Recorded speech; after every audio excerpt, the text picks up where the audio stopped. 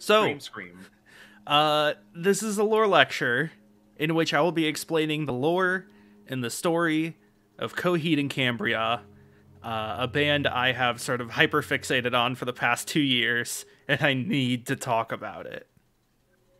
I am so ready. I've got pizza to I couldn't make popcorn in time, so I've instead made pizza, which was obviously it took more time to make the pizza. Probably should have just made the popcorn, but I'm here. I'm ready. This is gonna be so fun.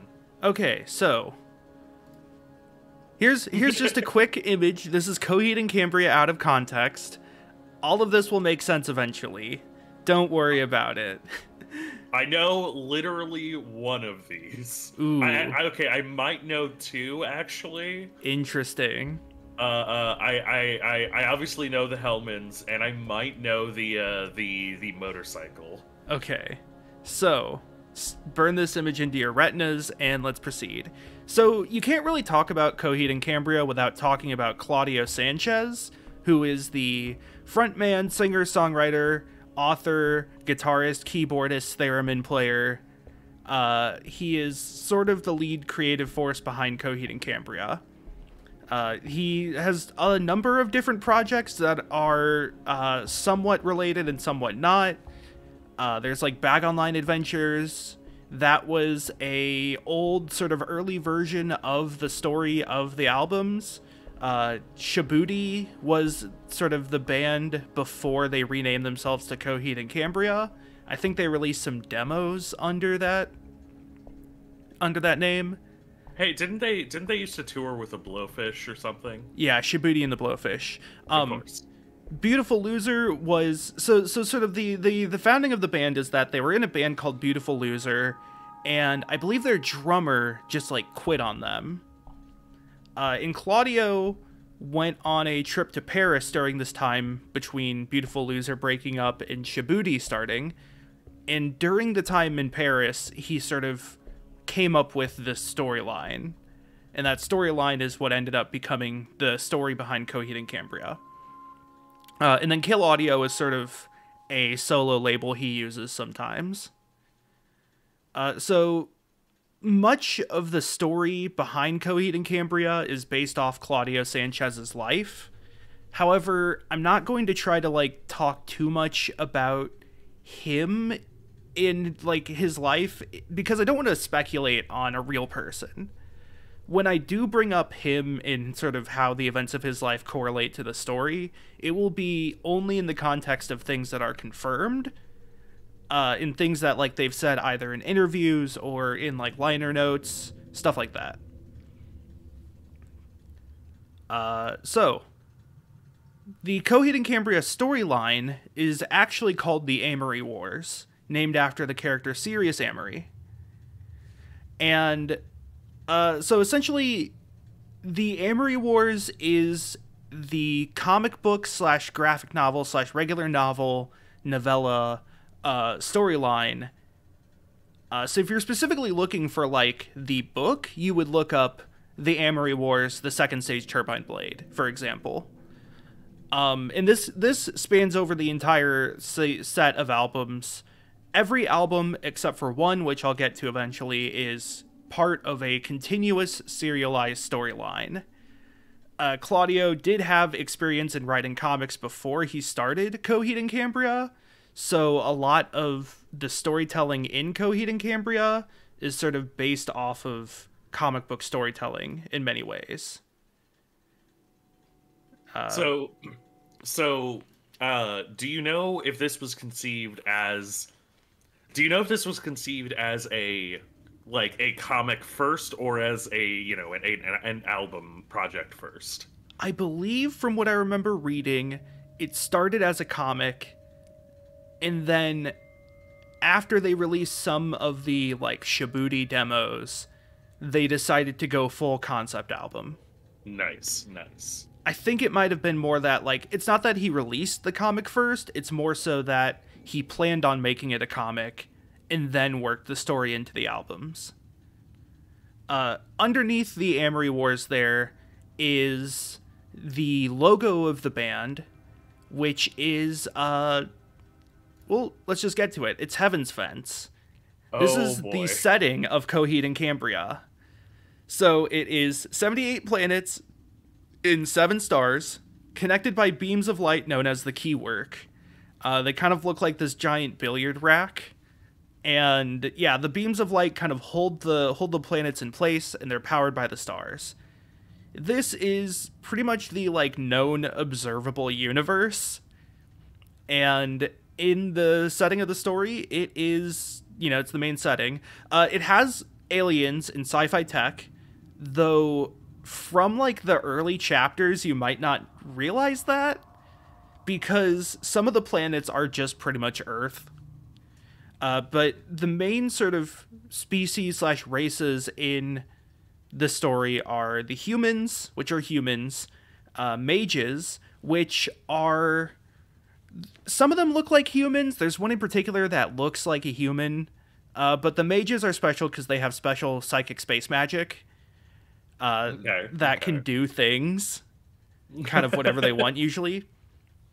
A lot of them look like Thanos.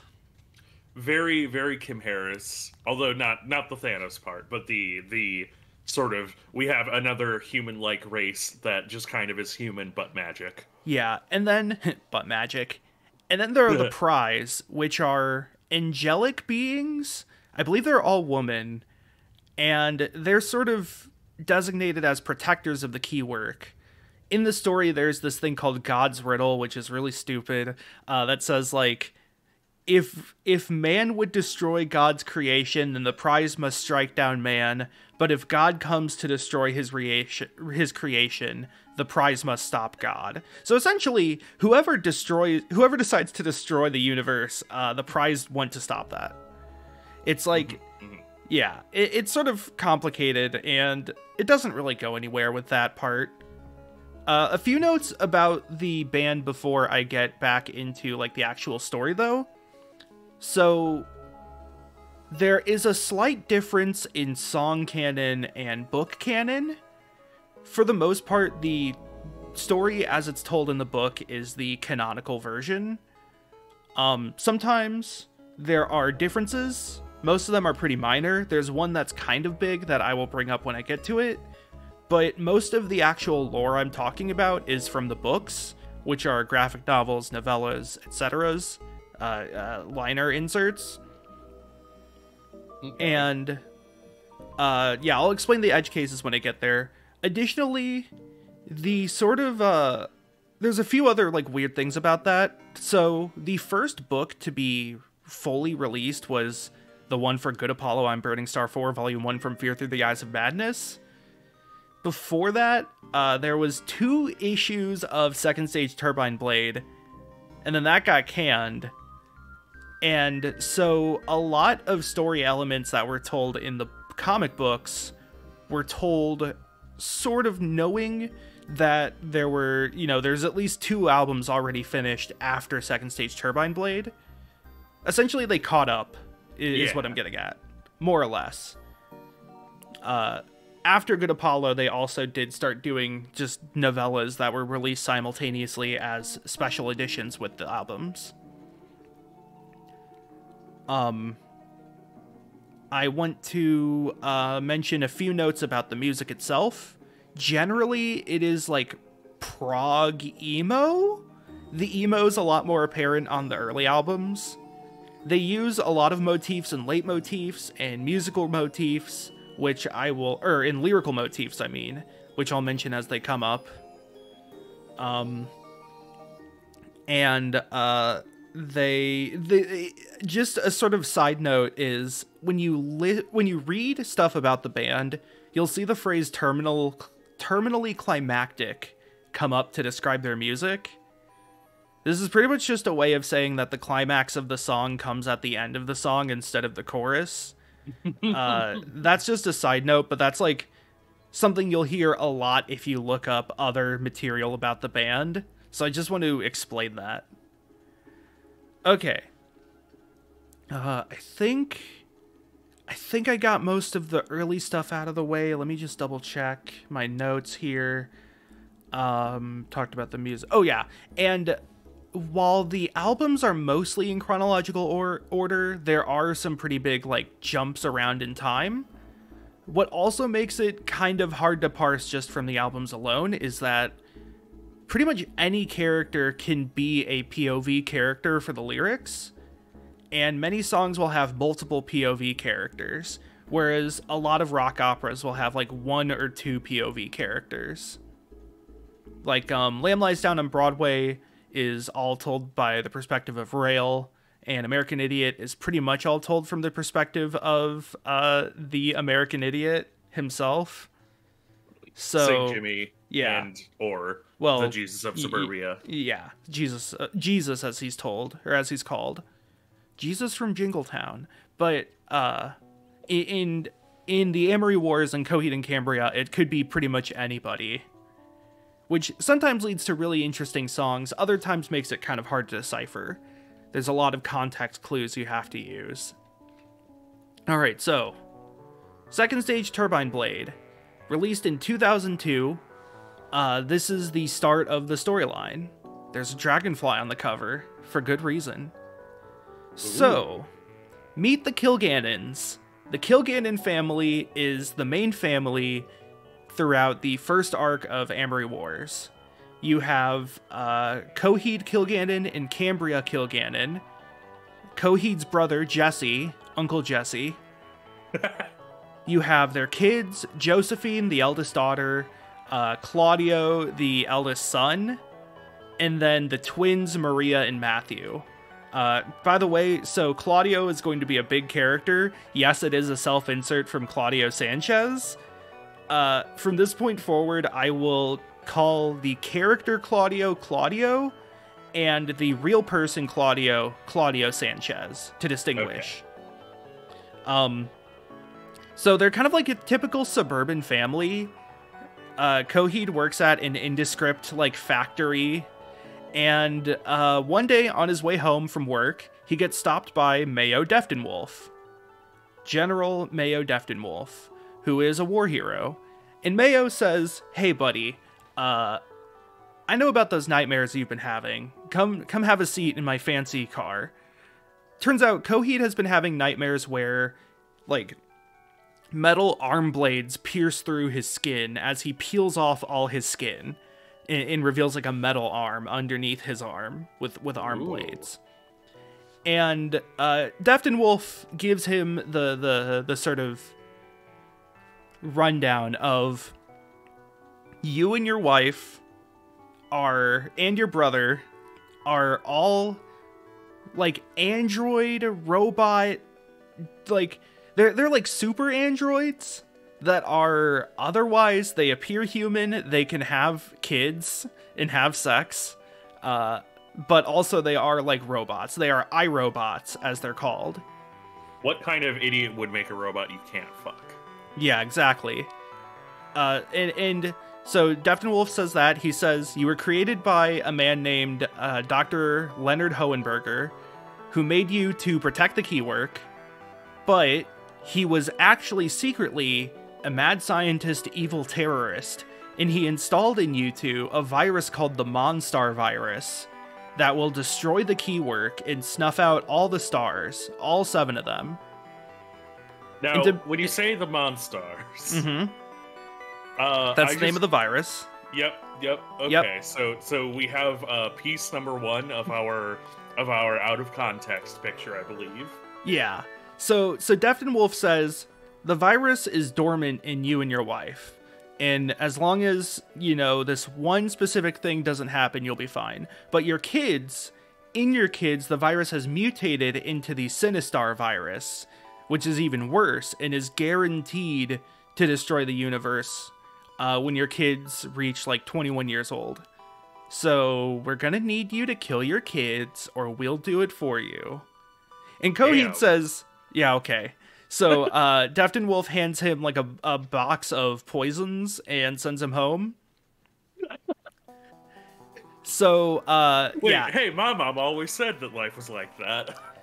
Coheed, he meets with Cambria. Cambria has also been having these visions, and she has some sort of, like, future prognostication, but not really. but she ultimately is like, I understand, Coheed. We got to kill our kids. So they poison Maria and Matthew. Fun fact, Shabuti is just a word that the twins say to each other. That's a fun fact. Doesn't have, like, deep relevance later, or is this just, okay. It's just sort of an Easter egg. Okay. So yeah, they poison Maria and Matthew. It's painful. So yeah, that all is pretty much the events of Time Consumer. All the poisons in 78 worlds, they couldn't get the one that isn't a sucky death. Yeah. I want to note that Second Stage Turbine Blade has a motif known as the Keywork motif, which is sort of like the opening credits to the Amory Wars. It's used a few times, but not very often, usually near the start of an album. So that'll happen in Time Consumer. Devil in Jersey City. So Josephine Kilgannon just got proposed to by her boyfriend Patrick. They are now fiancés, and okay, so like 10-second, maybe a minute content warning here. This is like the only part of the entire story that requires a content warning, and it's pretty graphic. Mm-hmm. So they go to Jersey City, which, just like real Jersey, is very bad. They get jumped by a gang of like bikers, and Josephine gets assaulted in a way that I cannot explain or go any further about. Damn.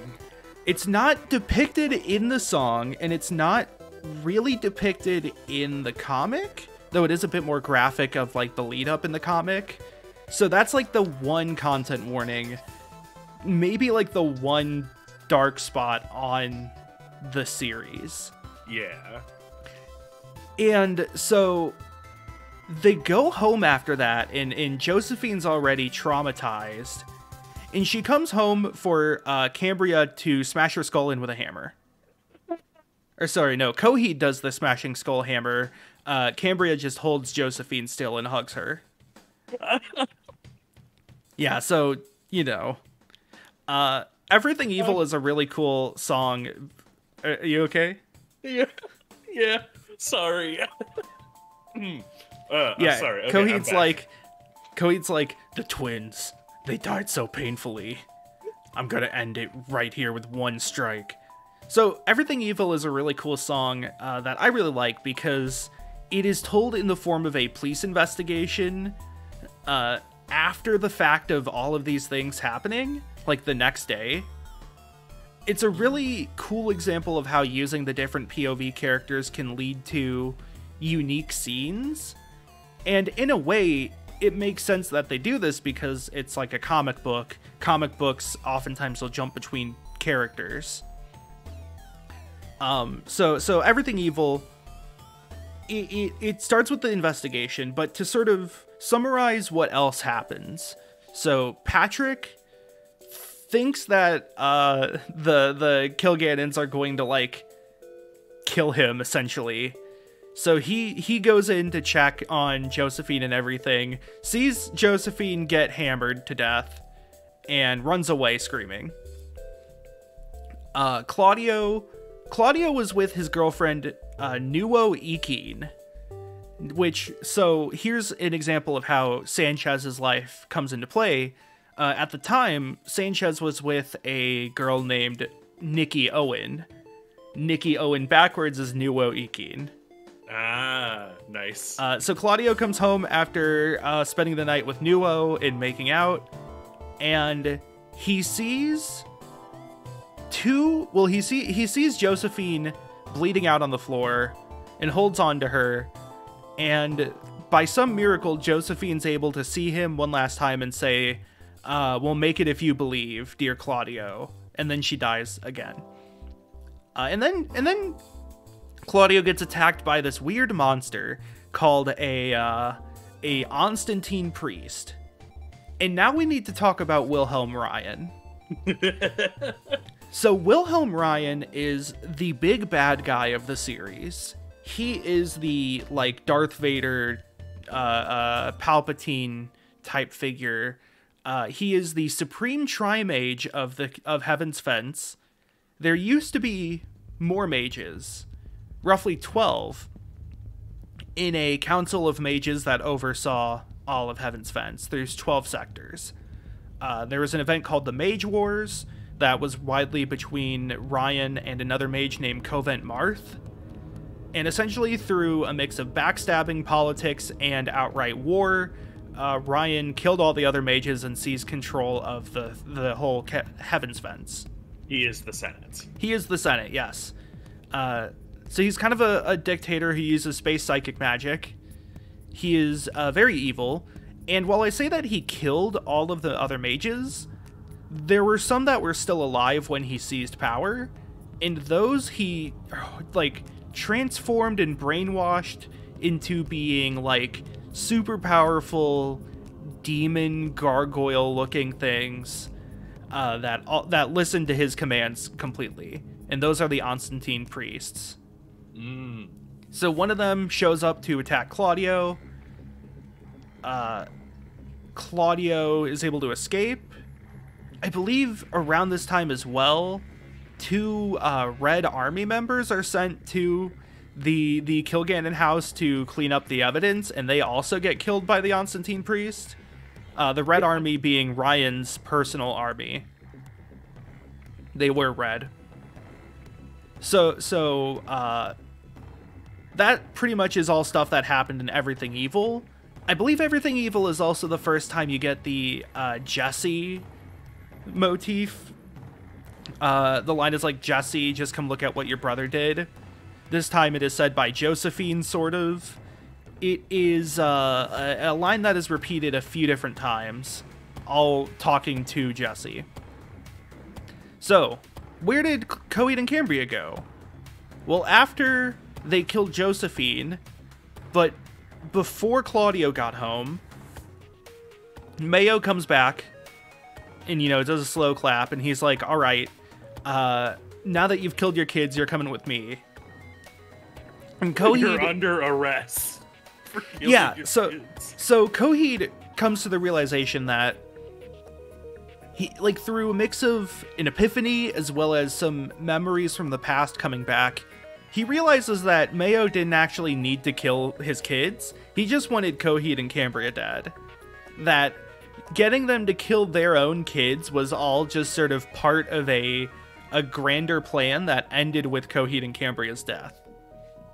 So Coheed is able to summon his arm blades from his arm and starts attacking the Red Army members. As well, Cambria comes into some of her own space psychic magic and is able to, like, do mind blasts and telekinesis. Girl boss. But they get knocked out and taken aboard Mayo Defton Wolf's ship. Or it's not really his ship, it's like a separate Red Army ship called the Gloria Velvessa. Every ship has a name in this series. It's kind of frustrating. So they are aboard a ship. Delirium Trigger, they wake up on the ship. They are able to break out of their restraints. They find, like, the 2 people on the helm who have lost contact with Ryan and Mayo. And they're able to intimidate them into commandeering the ship. The 2 characters, they have a name, or they have names. There's, like, Larry and something else. They're in one of the songs very briefly, which is just kind of fun. They're Rosencrantz and Guildenstern. Sort of, except they don't live as long. Coheed and Cambria, they commandeer the ship, and they are taking it to Apathy Prime, which is the home base of Wilhelm Ryan. Because now they fully remember that they were actually made to stop Wilhelm Ryan from taking over the galaxy, from taking over Heaven's Fence. And that Leonard Hohenberger was not a terrorist, he was actually kind of just. Kind of a good guy. It's complicated. We'll get to that later. So, they commandeer the ship. Now we get into the rebellion. So, where has Jesse been in all this? Turns out Jesse was a key member in a rebellion being formed against Wilhelm Ryan. It's him and a new mage, like the first mage to be born since the Mage Wars, named Mariah. And they love each other very much. Oh. So they are preparing to, launch their rebellion and go to war when Jesse gets sort of wind of the glory of Velvessa, so he gets off the planet. And during this, the Red Army starts attacking the planet that the rebel base is on, and only a few members of the rebellion make it out alive. I think really it's only like Mariah and 2 other people. Maybe it's just Mariah. It's pretty dire. Yeah. Most of the rebellion dies. Jesse catches up to the glory of Velvessa, radios with Coheed, because Coheed and Cambria are the ones on the bridge, and Jesse learns that Ryan is going to launch an attack on a planet called Paris Earth. And that is where the glory of Velvessa was being sent to. So Coheed and Cambria agree that they will steer the ship back to Paris Earth in order to stop Ryan. Jesse follows them, but is like, as soon as you veer off range, I'm going to shoot down this ship and assume that you've been captured or something. There's some bad blood between Jesse and Coheed. They don't really know whether to trust each other or not. They haven't quite made things up. Though they do know now that all 3 of them were sort of part of a group called KBI, which was Knowledge Beast Inferno. Jesse is Inferno. You'll hear him called Inferno a lot. Cambria is Knowledge and Coheed is Beast. And that's just the name of their anti-terrorist squad. Nice, nice. So, I'm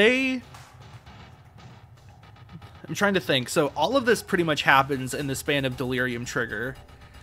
They are mostly going okay now, but they get sucked into like a tractor beam, as you do. And they are pulled in range of another ship called the Nodding Vesser. And on that ship is Vieler Crom, who is another guy who works for Ryan, newly been promoted. And Vieler Crom has this like energy sapping suit that saps not only the like electricity and energy from the ship, but also from Coheed and Cambria. So he's like the one person that can counter them. Yeah, he's wearing a kryptonite set of armor. Pretty much. So he comes aboard.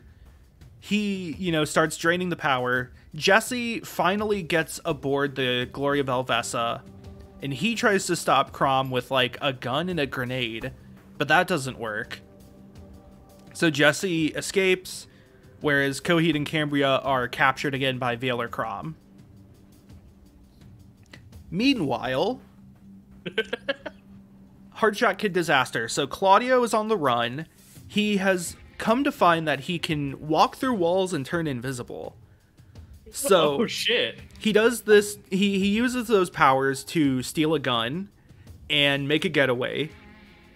He hitches a ride on what he thinks is just like a garbage spaceship, but it turns out it's also secretly smuggling prisoners, which are all a bunch of aliens, as in like, sci-fi aliens. And to make things worse, they're being smuggled to a concentration camp because Ryan is committing genocide. Yay! You might want to watch out what you're saying yay for, buddy. So sorry. I was just very happy that our villain is unredeemably evil. Yeah, so Claudio shows up. He's horrified at the events happening, but he ultimately keeps his head low at the concentration camp, not to draw attention. 33 is the Patrick song, where Patrick dies. So, ever since he saw Coheed smash Josephine's skull with a hammer, Patrick has bought a gun, talked to his friend at a bar they go to, said how weird things have been. The bar gets attacked by none other than an Constantine priest. Oh. Searching for Patrick. Patrick runs away. He jumps in his car, shoots the Constantine priest a bunch. Ultimately ends up at like a dock where he finds a payphone and starts dialing the FBI or like some sort of secret service, the police. Yeah. But before he can finish the call, he sees a police officer show up. He walks over to the police officer. Oops, it was the Constantine priest disguised as a police officer because it can shapeshift, and it kills him. Damn. So Patrick's dead. 33, I believe, is the age he is supposed to be, and that's why it's called 33. I'm not sure, though. I know that Patrick and Josephine are definitely not in high school, maybe in college, probably older. It's confusing. Maybe he's more like 29. Anyways, so June Song Provision is a song where Claudio writes a letter to Nuo saying, hey, it's not that I broke up with you, it's that I'm running for my life and I'm probably dead by this point. Sorry. There's a lot of letter writing throughout Coheed and Cambria, and I think this is just sort of speculation on the themes, but it feels like letters are often conflated with songs. Claudio Sanchez has been known to sort of write songs as letters, as like messages for specific people, and some of those appear on the albums. So I think like a lot of people write letters, even though they do have like space comms and stuff. Yeah, you know, that's a good point actually. How good must the postal service of this area be that like writing a letter is a lateral move to like space comms? Yeah. So yeah, that's sort of the end of Claudio's story for now. Let's go back to the Cambria adults. So they are taken to Paris Earth. Mariah finds the sort of setup that that Defton Wolf has there and tries to fight back, but ultimately has to retreat because she makes herself seen and doesn't want to get surrounded. Sure. Coheed and Cambria wake up in front of Vieler Crom, who straps them into these like kind of Ludovico chairs, with their eyes pulled open. Yeah. And it is at this point that Mayo releases the flies. So the dragonflies are genetically modified to have stingers. They're dragonflies with stingers. They deliver a poison called the Cash Serum, which is a poison and will kill most people. So already they're going berserkus. They are flying all over the planet. Mayo was the one who was like sent to oversee the dragonflies' development. And one of them poisons Coheed and one of them poisons Cambria. This activates the Monstar virus within them. Oh, shit. So the Monstar virus, it turns out, isn't just a normal, like, make the body sick virus. It transforms them. Coheed starts becoming, like, huge and bulky. He goes completely berserk and loses all sense of logic, only acts by instinct. His arm becomes a giant, like, he looks like, at the end of Akira. You know the end of Akira? Looks like that. So funnily enough, I don't, because I haven't seen it. But okay, he's just got like viewers at home. He's just got like machine parts everywhere. He's like this big flesh abomination.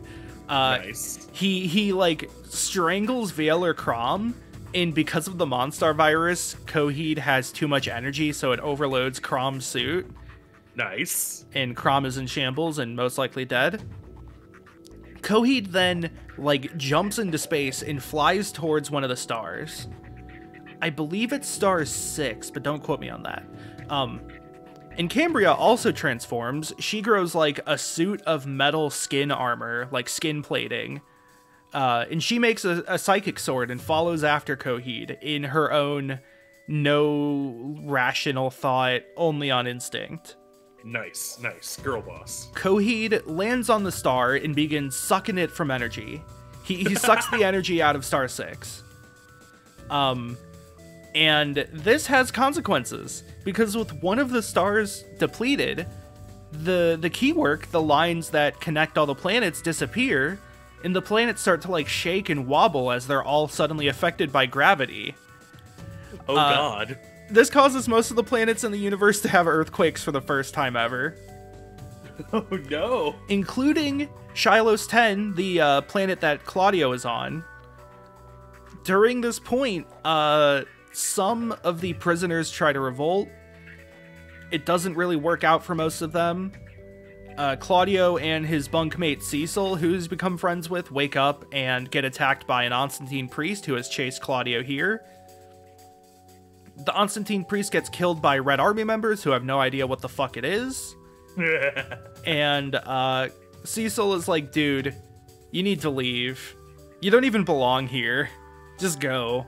And so Claudio turns invisible and runs away. Oh yeah, right. I forgot. Yeah, he can walk do through that. walls, disappear, and fly. He can't fly yet. Oh yeah, sorry, he can't fly yet. Coheed can, though, in the form of the Monstar. So he's sucking out the energy. Cambria is the White Ruineer, who is the failsafe. Her mutation causes her to create the big psychic sword and stab Coheed, killing Coheed, ending the Monstar transformation. Really funny thing that happens. So I don't know if this is still canon or if this has been retconned for like early installment weirdness. 9 planets in 1 star get knocked out of the keywork and drift off into space. Nice. Note that this is released in 2002. Supposedly, the 9 planets are supposed to be our solar system. Ah. I feel like it's not really canon anymore. It's weird. Yeah.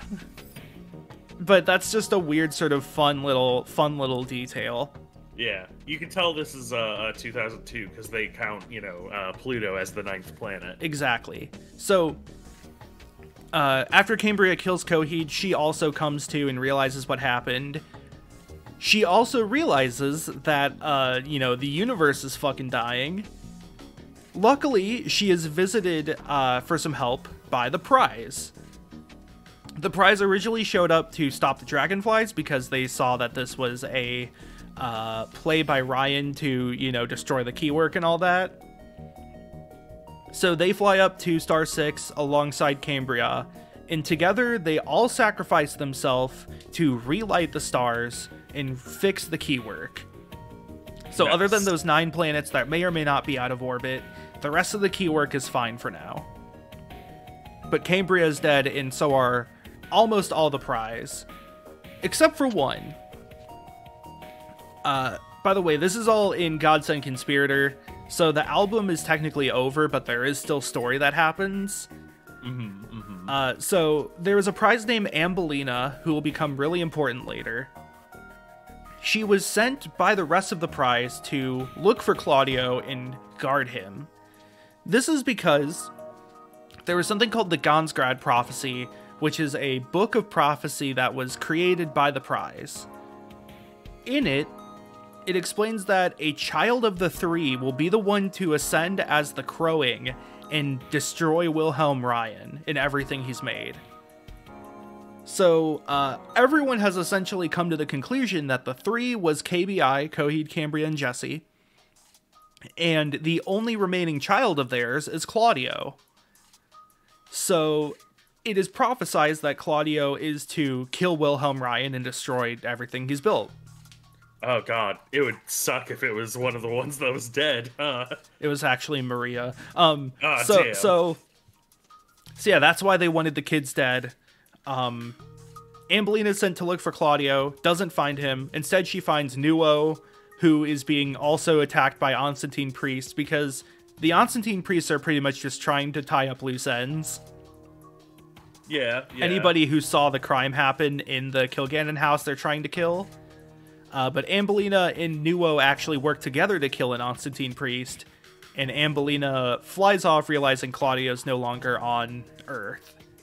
Ambelina notably burned her wings and her hair when like before she was sent to watch over Claudio.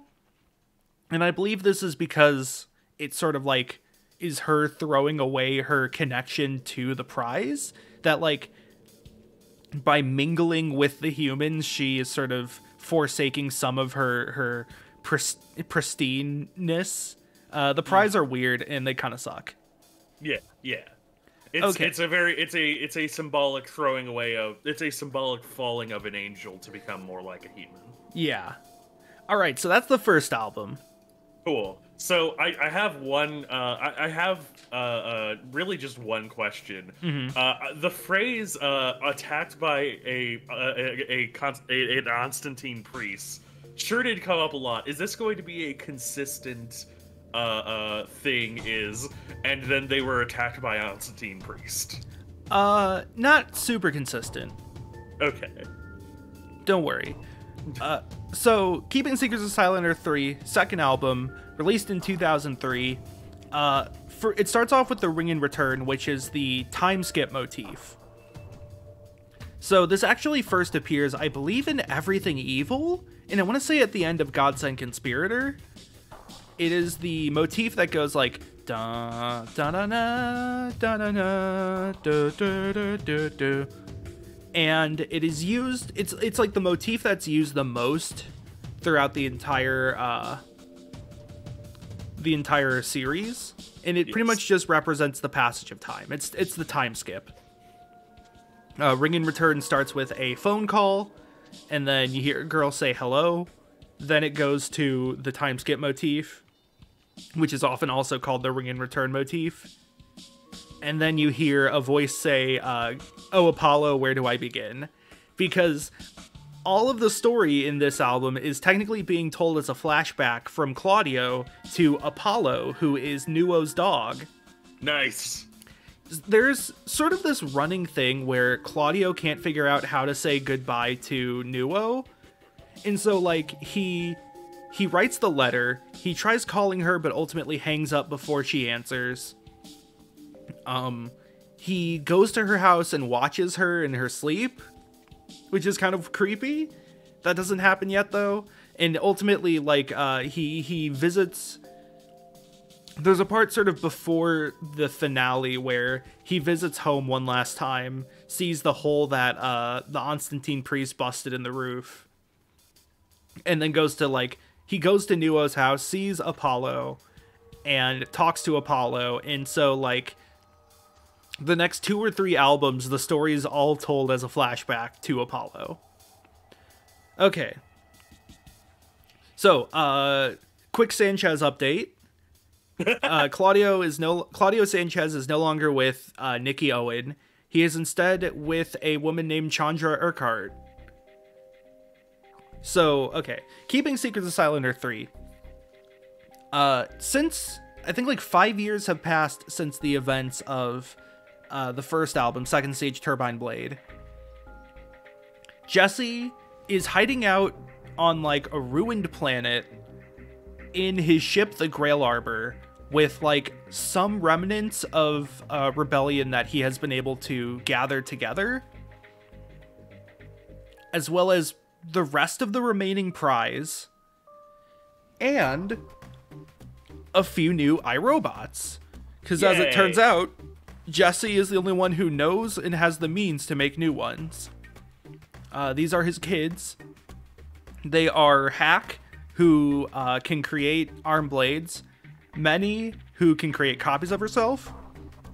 Sizer, who can grow big and is very bald.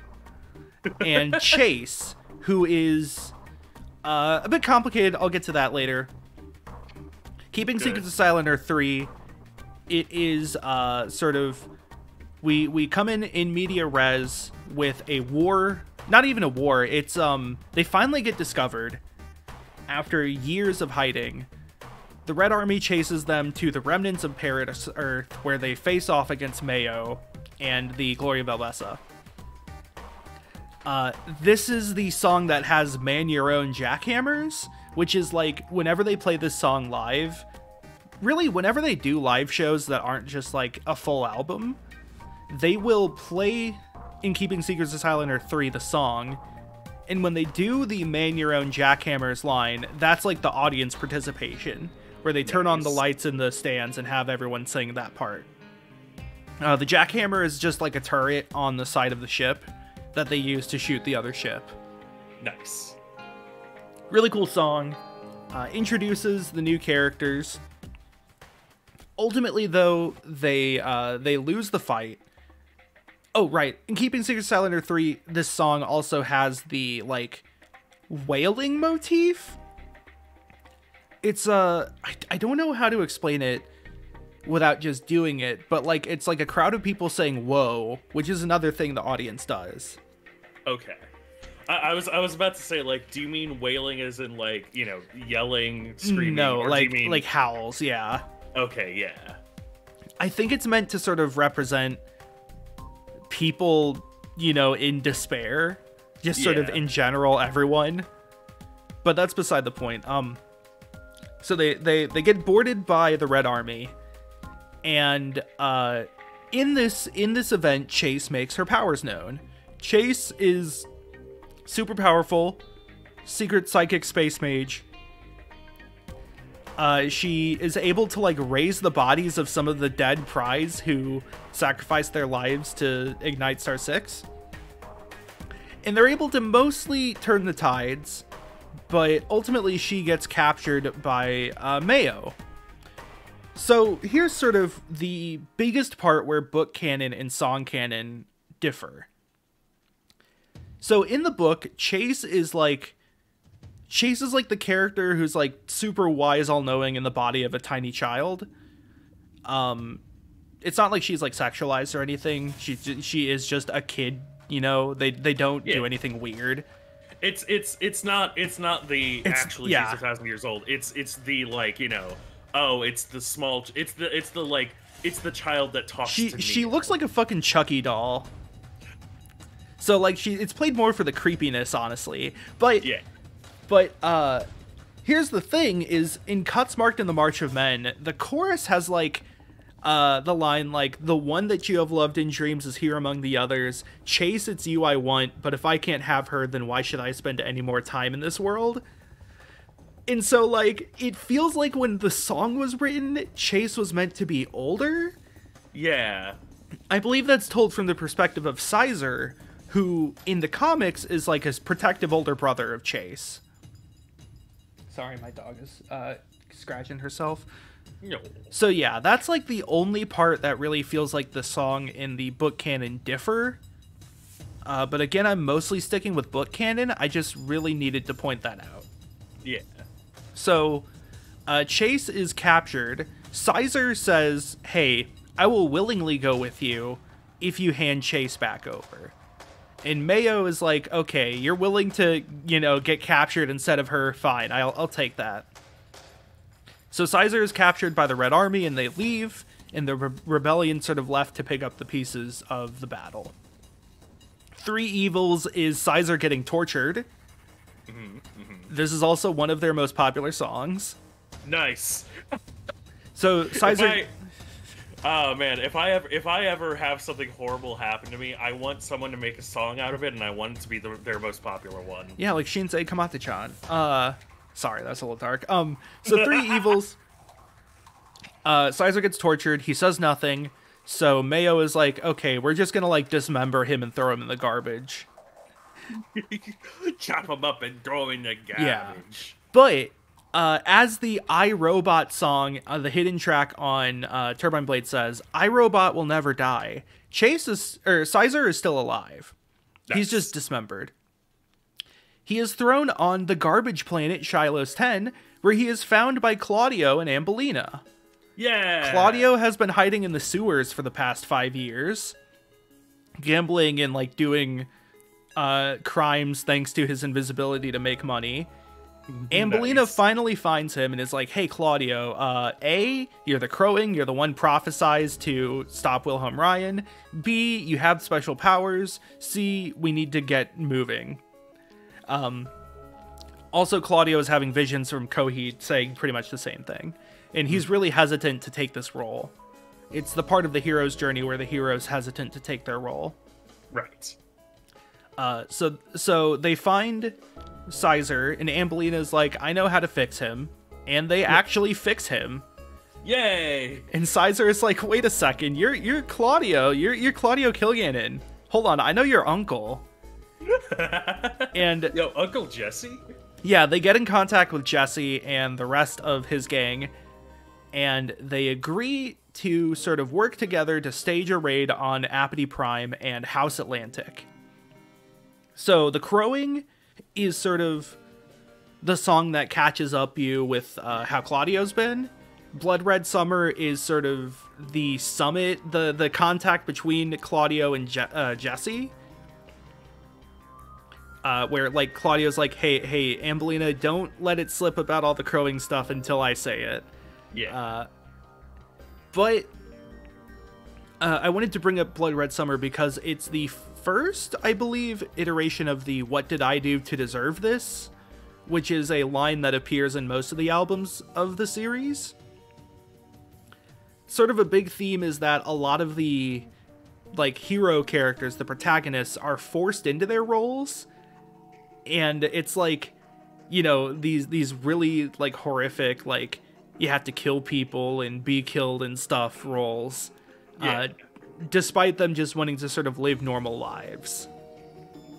Yeah. So it's a line that is repeated a lot. I appreciate it.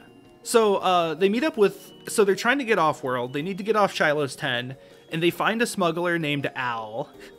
So this is the Camper Valorum suite. This is my least favorite part of the album. If it wasn't for this would be like a 10 out of 10. So the Camper Valorum is the name of Al's ship, or the Valorum camper. He has a camper van, but like a space camper van. It's like Spaceballs. Nice. That's not actually true. So they join with Al. They fly over to Apathy Prime, which is where Wilhelm Ryan's base is. The name of that stronghold being House Atlantic. And on the way, Al tries to knock out Ambelina because Ambelina found a bunch of corpses of women. It turns out Al is a serial killer who kills white girls because his first girlfriend broke up with him and he was like, oh, but I can kill you and then I'll have you forever. This is told throughout 3 songs. They spend 3 songs on this guy. I believe once again, one of the few things I know because of what you told me is the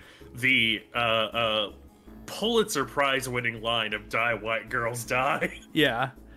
So they land on on Apathy Prime outside of House Atlantic, and they begin the raid, and things are going pretty well. Claudio is actually able to use so first, when they land, Al is pissed at Claudio, and Claudio is pissed at Al. And Al tries to stab Claudio. Claudio starts breathing out when he sees a vision from Cambria, and he's able to heal himself back to fine. And then Claudio uses his crowing powers to sort of mind control Al to start shooting at the Red Army soldiers. Because it turns out Al's a really good sniper. He's ex-military. There's the line in Favor House Atlantic, good eye sniper, I'll shoot you right. That's just talking about Al. Al is the sniper. Nice. So it actually is turning pretty well for them. Things are going pretty okay. Until House Atlantic transforms into like a giant robot. And it absorbs the prize that are, with Jesse and the rebellion. Okay. And uses that energy to shoot a giant energy blast at the Grail Arbor. Damn. Luckily, Claudio uses his crowing powers to create a shield that reflects the energy blast, which blows up House Atlantic. Nice. So, day saved, I guess. They leave in a ship, except they weren't able to kill Ryan. With sort of the loss of the prize, they had to retreat. So they get in the ship, they leave. Al is dead. Camper Valorum's just kind of there now. And House Atlantic is blown up, but Ryan's still alive. Mayo's still alive. There are casualties on both sides. Light in the Glass is sort of a it's hard to tell if Light in the Glass is canon or not, honestly.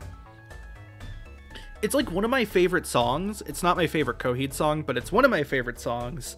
It's really good. It's really good. It's like a fantastic song. Yeah. Maybe one of the best songs they've written. But it seems a lot more personal than the rest of the album. So I don't think... It doesn't really have a POV character that it really maps to. Unfortunately. It's just sort of a really good song. Okay. And then hidden track for this album, 2113, is the events of Maria and Matthew's murder, I believe told from the perspective of Maria, or it's the events of the murder of Josephine told from the perspective of Josephine. It's the events of Time Consumer flipped, so it is the victim sort of relaying their horror at the event. Yeah. 2113 being the time of night that it happened. Every time you say Maria and Matthew, I'm just like, it's almost Matthew Marissa. I know. It's almost Matthew Marissa. I know, it's funny. Like, wow, I died twice at the start of this series. Don't forget, the series starts with them killing 2 kids. Yeah. So there's sort of some important in-between notes about Turbine Blade, or about Silent Earth 3 and Good Apollo. So on Shiloh's 10, there is a brief run-in with a group known as the Narrows, who are like scavengers. They're like a big gang of space scavengers. They're also zombies? Like, they can't die easily at the least. They all have like rotting flesh and peeling skin and stuff. It's messed up. Yeah. They become important later, though, because in the time between Silent Earth 3 and Good Apollo 4, they're preparing the next plan, and Jesse is like, they were too prepared because they could see us coming, so we need a cloaking device. And everyone's like, where do we get a cloaking device? And Jesse explains that the Narrows' home base is on a planet that they have cloaked entirely, an invisible planet. And what they do is they magnetize ships to the planet like a big anglerfish and like force the ship to land on their planet and then like scrap all the ship's parts and kill everyone inside. Okay. But Jesse has found where the planet is, so they attempt to make a sneak attack on it. They end up just getting, magnetized and pulled in anyways. They get caught, and it turns out the leader of the Narrows, has history with Jesse. He tries to kill Jesse and the rest of the crew. However, Chase and Claudio were able to sneak away. Chase being, a little girl, and Claudio being invisible. They're able to find the cloaking device, and they save the day. They're able to, briefly stop the Narrows by, killing them briefly. As the rest of the group crowds back onto the Grill Arbor and they leave with a cloaking device. Nice. Just wanted to bring that up because that's not really mentioned in the songs at all, that like interlude, but it is important. Okay, so Good Apollo and Burning Star 4, Volume 1 from Fear Through the Eyes of Madness. There are 2 Good Apollo albums. There's this one and then Good Apollo and Burning Star 4, Volume 2, No World for Tomorrow. They're not really double albums. They were released 2 years apart, but they are 2 parts of the same part of the story. The way I would put it is the events of the story told in the 2 albums is very out of order, more so than most of the other albums. And so you kind of treat them as one album in terms of where they stand chronologically. It is the Good Apollo I'm Burning Star 4 chapter. And a big part of that is because Good Apollo and Burning Star 4 Volume 1 focuses on a new character.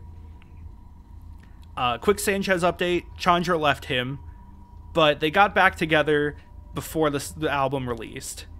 Nice, okay. Note that like most of this album was written as a breakup album.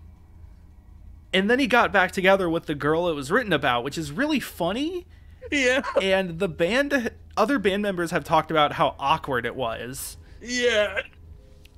However, Oh. this is another bit of speculation, but in what I assume is sort of Claudio Sanchez's way of letting Chandra sort of get back at him, she had creative control over the graphic novel for this album. So this is really important because of the character this introduces. Ryder, which is spelled Ryder, is the writer of the Amory Wars. It turns out the events of the Amory Wars are a novel being written by a guy named Ryder, who is the writer. And he has so this is like the other sort of dark spot on the series. Ryder has like paranoia, delusions, hallucinations. He has mental disability. He is, not a good example of someone with mental disability, not necessarily in terms of like, this isn't a real accurate depiction, but just he is a bad person who uses his disability as a crutch. Yeah. And he's currently off his meds because he thinks it makes him a better writer, but he has writer's block anyway, so, what good's that doing? And to make matters worse, when he was having sex with his girlfriend Erica Court, he screamed Ambelina's name instead of Erica's name. Ah, damn. Yeah, so things aren't going well between them. Keeping the Blade is a mix of the Keywork theme and the Ring and Return theme, with Keeping from Keeping Secrets at Silent Earth 3 and the Blade from Second Stage Turbine Blade. It's both of those motifs. Nice. So a lot of Volume 1, in fact, most of Volume 1 is spent on Ryder's storyline, whereas most of the rest of the Amory Wars happens in Volume 2. So Welcome Home, Ryder, he is told by Erica. Erica tells Ryder that she's under way too much stress and anxiety from Ryder being off his meds, and that this relationship isn't going well. And she wants him to be better, but she had the lapse in judgment, maybe a correct call in judgment, and she ended up cheating on him with somebody who is a lot better at the moment, a lot better off. Ryder does not take this well. He sends her home, but then he fantasizes about killing Erica in many different ways, and that's what Welcome Home is about. Nice. He's like, I'm gonna be a great author one day, and then you'll see. He doesn't actually kill her, though. Okay, it's kind of a literal exact opposite of the video game Gone Home when you think about it. Sure. It's a guy fantasizing about killing a woman. Sure. So gamers love it. Yeah, so gamers love it. If you're a gamer, this is the album for you. All right. So riding his bike home one day from something, he has a vision of his bike talking to him. Nice. Yes. So 10 speed, his 10-speed bicycle, this is in 10 speed of God's Blood and Burial, says, hey, I've got a great idea. Okay, so you know how you hate Erica right now and you want to kill her? You also know how you've been having writer's block and you don't know how to end your story? What if you kill off Ambelina, who's the character that is based off Erica? And that's the impetus for Claudio to, use his crowing powers to burn Star 4. It's a great idea, right? You can take out your anger by killing Ambelina, and you can get to the ending of the story. Ryder is like, nah, but I like the character. I'm gonna keep her. You can't tell me what to do. You're a bicycle. Literally in the bridge. So the whole song is like Ryder and 10 speed arguing with each other, and in the bridge he just says, "How's that work? You're a bicycle." Oh man, this is where it's actually revealed that this takes place in the Chuck Tingle verse, where there's like sapient motorcycles. Oh, no. So crossing the frame is a brief jump back to Claudio This is where Claudio spies on Nuo. He says, "I'm spying on you, Nuo," in the chorus. It's a really good song, though. Ryder, he concocts a poisonous mixture and gives it to Erica, but Erica doesn't end up drinking it. Either that, or he doesn't give her the poison. It's hard to tell because, it's intentionally unreliable narrator. Yeah. But what he does do is tie Erica to a chair as he finishes his novel. He also goes to the bathroom in like a cold sweat, and he sees what looks like Claudio's reflection in the mirror, so he breaks the mirror with a screwdriver. Fuck, I forgot to put the broken mirror from Disco Elysium in the the out of context, as well as a screwdriver. So he is working on his album. Cut back to the raid on Apathy Prime. Note again that this entire sort of thing, I'm going to restart the playlist, is being told in past tense to Apollo. So they start the raid.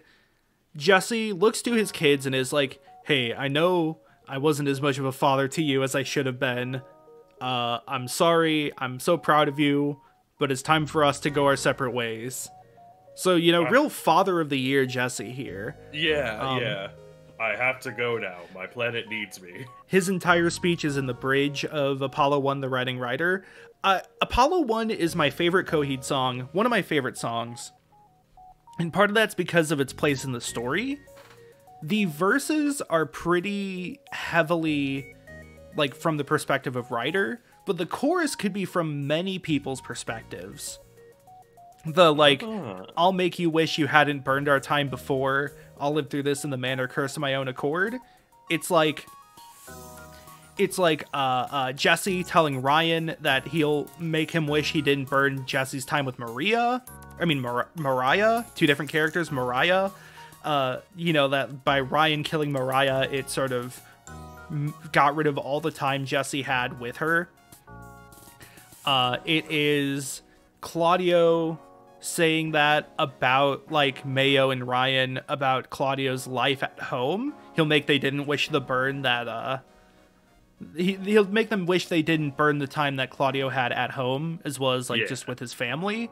It could be Sizer feeling sort of rage towards Jesse for not treating them like the kids they were, and using that rage to sort of plow through members of the Red Army. Nice. And it's, of course, Ryder talking about Erica. Sorry, hold on a second. Oh, no, yeah. So, okay. I do have one quick question, and this might get answered later. But Ryder and Erica, are they essentially in their own separate canon from the rest of this? Or is this kind of a supernatural situation where, they actually happen to be characters living in this world as well, even though they are the narrator? Yeah, I'll get to that in a second. Gotcha, okay. But that I mean pretty much 1 second. So, alongside this all, a big door frame appears, kind of out of nowhere. And out of the door frame, this is on Apathy Prime, out of the door frame steps Ryder, who grabs Ambelina and pulls her through the doorway, and Claudio chases after. This is a place called the Willing Well. The keywork is in the background, all of Heaven's Fence. They're on a weird ruined planet, nondescript, and Ryder is like, "I am the god of this universe, and your god demands that Ambelina dies." And so Ambelina and Claudio work together to try to fight back, but ultimately Ryder is too powerful and kills Ambelina, stabs her with a screwdriver. Nice, cool. And based thing to do, I suppose. And flees through the doorway. And Claudio is left clutching Ambelina as he is sent back to Apathy Prime. At this point, cut back to Ryder. He is being shot at by the police. So, yeah, Erica has been stabbed and is bleeding out on the floor. And Ryder is now dead from being shot at. So, however, like, the rest of the story of the Amory Wars obviously continues. And Coheed, and Claudio is, you know, still left holding Ambelina. So Ryder's events did affect the universe of the story. Yeah. But also it's sort of played to be all just a hallucination he had. But it's very unclear. Yeah. And it's left that way on purpose. So yeah, hopefully that answers your question. You know what? It answers it in the most Coheed and Cambria way I could probably imagine. Yeah. So, Willingwell Suite, Willingwell 2, basically all of these are like, this is sort of a large multi-movement suite where every song has its own sub-movements. It's really cool. Takes up most of the back half of the album. I want to mention Willingwell 2 is just has a really long instrumental section. Willingwell 3, though, has a reprise of the sort of chorus and verse and all that from Apollo 1. And then it has a reprise of the Jesse line. The Jesse, just come look at what your brother did. Yeah. Whereas the first one was Josephine yelling out to Jesse directly, this one is like other people talking about the events that happened. So I always viewed this as Jesse feeling guilt. The first one is like him directly somehow hearing it psychically from Josephine. And in this one, it is him feeling the guilt of, like, if he had told Coheed and Cambria about their past before, would that have, you know, made them aware of Mayo? Would that have saved the kids? Stuff like that. Yeah, because, again, this is all told, like, by a third party talking about the events. Final Cut. Story-wise, it represents the final stab that Ryder delivers to Ambelina and therefore Erica. But it's really funny. So this is like the song that represents, like, basically, so this is the song that Sanchez made when he was very mad about the breakup. Right. And there is a anecdote told by, like, I think the drummer, who said that Chandra and Claudio were back together, or Chandra and Claudio Sanchez were back together before the album came out. And so they were listening to the final mastered version of the album for the first time together. And it was really awkward seeing them be all lovey-dovey and sitting next to each other and all that while the final cut was playing. Interesting thing about the final cut, there is a guitar riff in the background that first appears in The Crowing. In The Crowing, it is used by Claudio to talk about Josephine, and it says, but you were my favorite. And it goes like, do, do, do, do, do, do, do, do, do. Well, that riff appears again, but, like, much heavier in the final cut. Yeah. And so it's like, you were my favorite, but now I'm going to cut you out, or something like that. Yeah. In case it's not obvious, Ambelina is sort of a representation of Chandra. And by extension, Erica is a representation of Chandra. But when I mentioned that Chandra had writing, like, credit and control over the graphic novel, in the graphic novel, Ryder is just, like, a bumbling asshole, and Erica is completely reasonable, and I think that's only fair. Yeah, no, that's extremely fair. Like, clearly, Claudio had some self-awareness because, like, Ryder is still, you know, in the wrong throughout the entirety of the album. But it's very funny. Yeah. Honestly, I unironically kind of love the powerful image of, like, the deepest breakup song being played, and you're just cuddling with the person that it's about. Yeah. And then at the end of this album, there's a hidden track, Bronner. This is a tribute to ZZ Top. It's a bit more of, like, a folk sound. And it's going to be relevant later. I can't explain it yet. Excuse me. It's going to be relevant later. Bronner, isn't that guy that sold really shitty copper back in Mesopotamia? Okay, so Good Apollo and Burning Star 4 Volume 2 No World for Tomorrow, released in 2007. This one is the weird one, and the thing that's going to date this stream, because currently the book for this has not come out yet. It was going to come out into 2020, and then you know what happened. It's planned to come out this year. It was also going to come out last year, but they decided to postpone it because they were touring for their new album.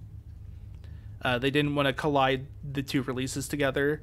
So yeah, No World for Tomorrow, the book is not out yet. There is no extra textual source for the canon beyond the album itself.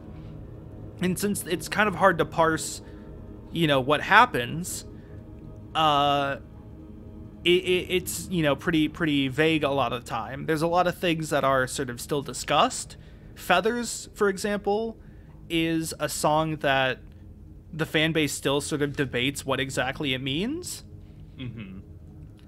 And but there's some things that have been confirmed. So there are some events that appear in the first Good Apollo graphic novel. No World for Tomorrow is just sort of like the intro song to the album that is sort of just like a march, a rally cry for the rebellion. It also has the return of the woe motif. Nice. Of the people wailing. Hound of Blood and Rank depicts Jesse and Mayo getting into a final showdown. So, hell yeah. So, yeah, they get into a final firefight / fist fight / knife fight. And they kind of both die. What happens is Jesse dies, but Mayo is gravely wounded. But in Jesse's last breath, he plugs a cable into Mayo's arm. You see, Mayo has this metal plate on his head, and it's implied that he is a cyborg, but never confirmed. Until now, Jesse uploads his consciousness into Mayo's body. Ah. So Mayo is pretty much dead in terms of him, the guy. It's Jesse in Mayo's body now. And so he proceeds through Apathy Prime trying to look like Mayo in order to get closer to Ryan. Yeah. By the way, during the time between Favorite House Atlantic and this album beginning, House Atlantic did get sort of rebuilt, and also Valor Crom is now the house's main power source. Yes. He's alive. He's just a battery. He is Mr. House. Yeah. Mr. House Atlantic. I just imagining him sitting and drinking a soda and reading a book in the middle of a fucking nuclear reactor. Yeah. Oh, goodness. So yeah, Feathers, the reason I brought it up is it's a song about Nuo Ikin kind of feeling remorse, feeling still attachment for Claudio and trying to sort of move on. The reason it's debated is because it's about feathers, and it says hide your feathers on the back porch, and some people debate whether or not Nuo is actually a prize or part prize, because the prize are the people that have feathers, and burning feathers is such a big thing previously in the story. But anyways, after that, the only other stuff that's really known to be canon is that Jesse gets into another firefight with the leader of the Narrows and is able to kill him for good this time. That's what happens in Gravemakers and Gunslingers. And presumably, he kills Ryan. Nice. Presumably. So this next part is going to be completely like a game theory, like a digital interactive media extrapolation. This is me theorizing on what's going on. I'm going to make it brief because there's still more albums to talk about. So,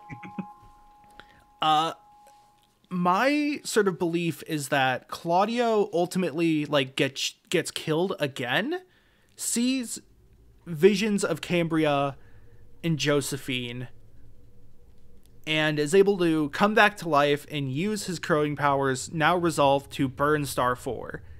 Star 4, by the way, is the home of the prize. Of course, pretty much all the prize are dead at this point, so nobody's there. But there is a symbolism of, like, it's sort of like saying he's burning heaven. Yeah. In doing so, destroys the Heaven's Fence, it destroys the keywork.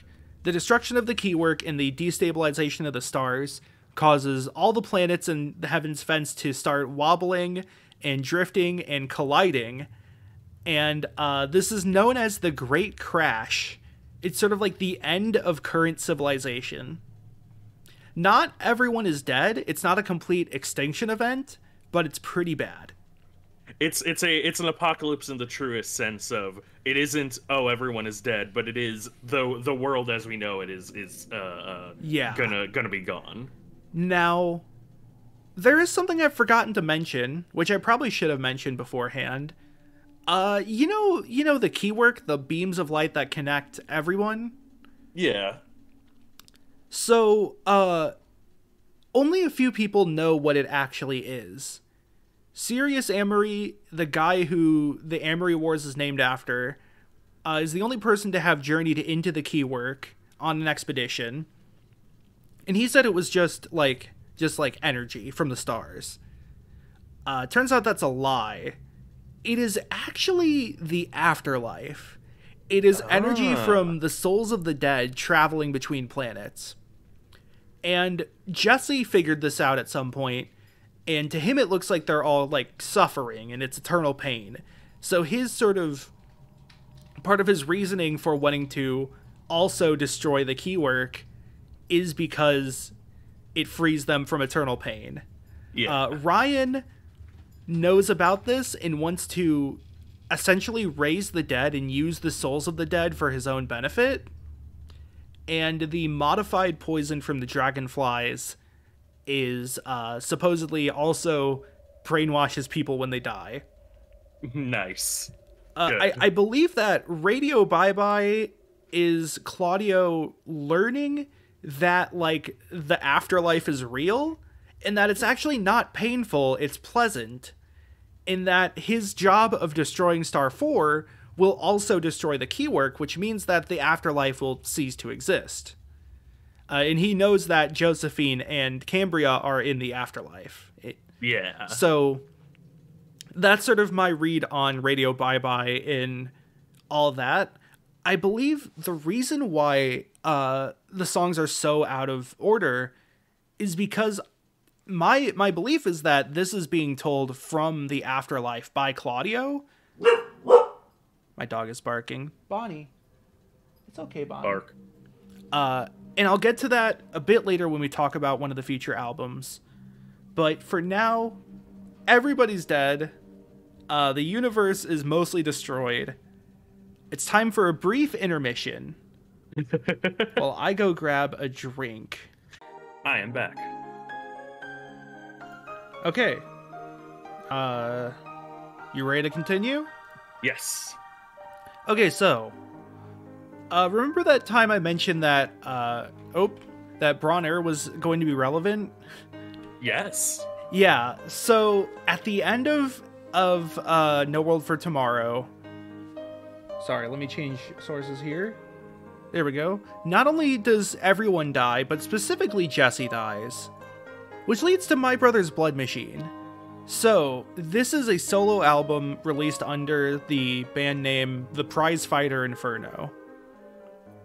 Now, funny story about me, this is the first piece of Coheed related music I had actually heard.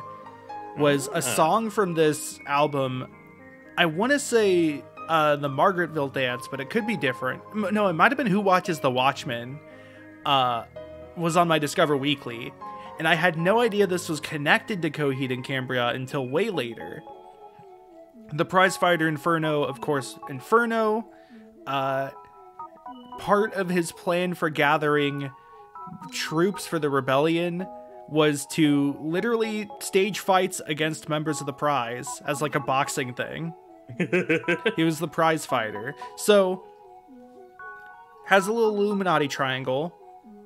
this is sort of a weird one because the premise of this is that after he dies for good in the Amory Wars, he wakes up in our world, in seemingly the real world this time, and he's like, okay, well, I have to tell the story of the Amory Wars, but first I have to tell this story. He didn't actually have to tell the story. But so this album is sort of horror movie inspired, very like Texas Chainsaw Massacre, very Friday the 13th. Essentially, it's about two families. There is Johnny Early and Cecilia McLeod. They are two teens in love with each other, and their parents don't like that. So they run away from Cecilia's house, who is her dad is abusive. They run away along with the other two McLeod kids into the woods, where they come to the Bleem family. The Bleem boys, as they are, they're a family that were convinced that they were sent on a mission from God to fill up this machine with blood. And so they sacrifice people and put them in their blood machine. That's pretty much it. Right. It ends with them dying. Yeah, that's pretty much the, I think like they're found by Wayne Andrews, the old beekeeper. It's not super important to the canon. It's just really interesting that this is sort of told under the frame that this is Jesse telling a story before he tells the story of the rest of the albums. And the reason why Braun plays at the end of Burning Star 4, is that is his soul going from the Amory Wars universe to the real universe. And like the reason it sort of sounds folky is because he's on like a farm now. Claudio really thinks farms are funny. When they did the music video for Devil in Jersey City, the actual music video is them on like a space station, but they did an alternate version of them in like farm getup on a farm in a barn. And they kind of referenced that by having pretty similar costumes when they did the music videos for Brothers Blood Machine.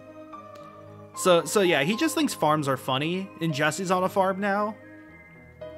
Also want to note that My Brother's Blood Machine is a line spoken in Keeping Secrets of Silent Earth 3, the song. Jesse says, "Sincerely write from my brother's blood machine to yours." So it's like the blood machine is a heart, and he is saying like, you know, I'm going to kill you with regards from my brother. Yeah. This bullet is going straight from his heart to yours. So yeah, that's just kind of neat.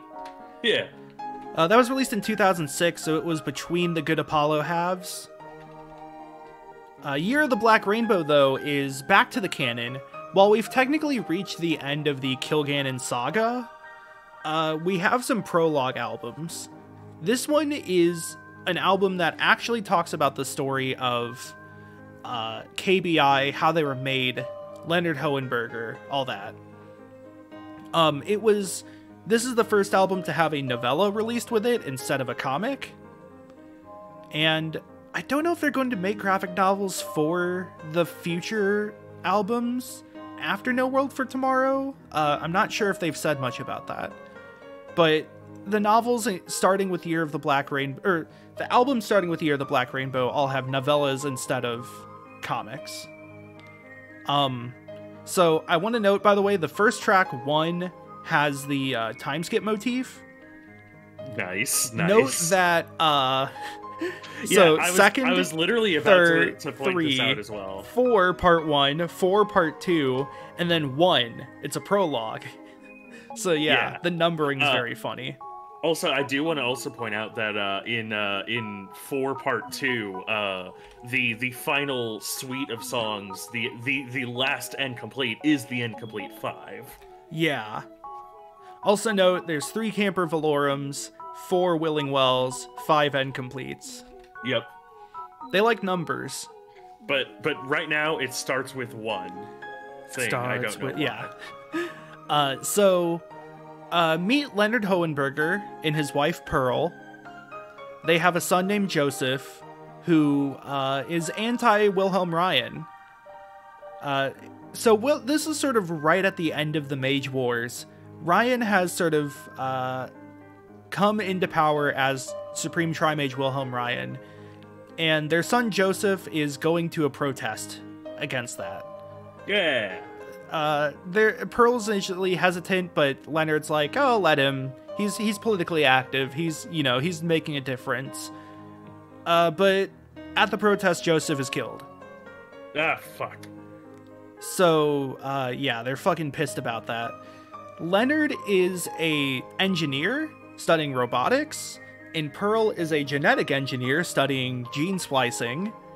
And she tends to a sort of a new modified breed of dragonflies. Interesting. Dragonflies with stingers. So Leonard is really mad at Ryan because essentially Ryan killed his son. Yeah.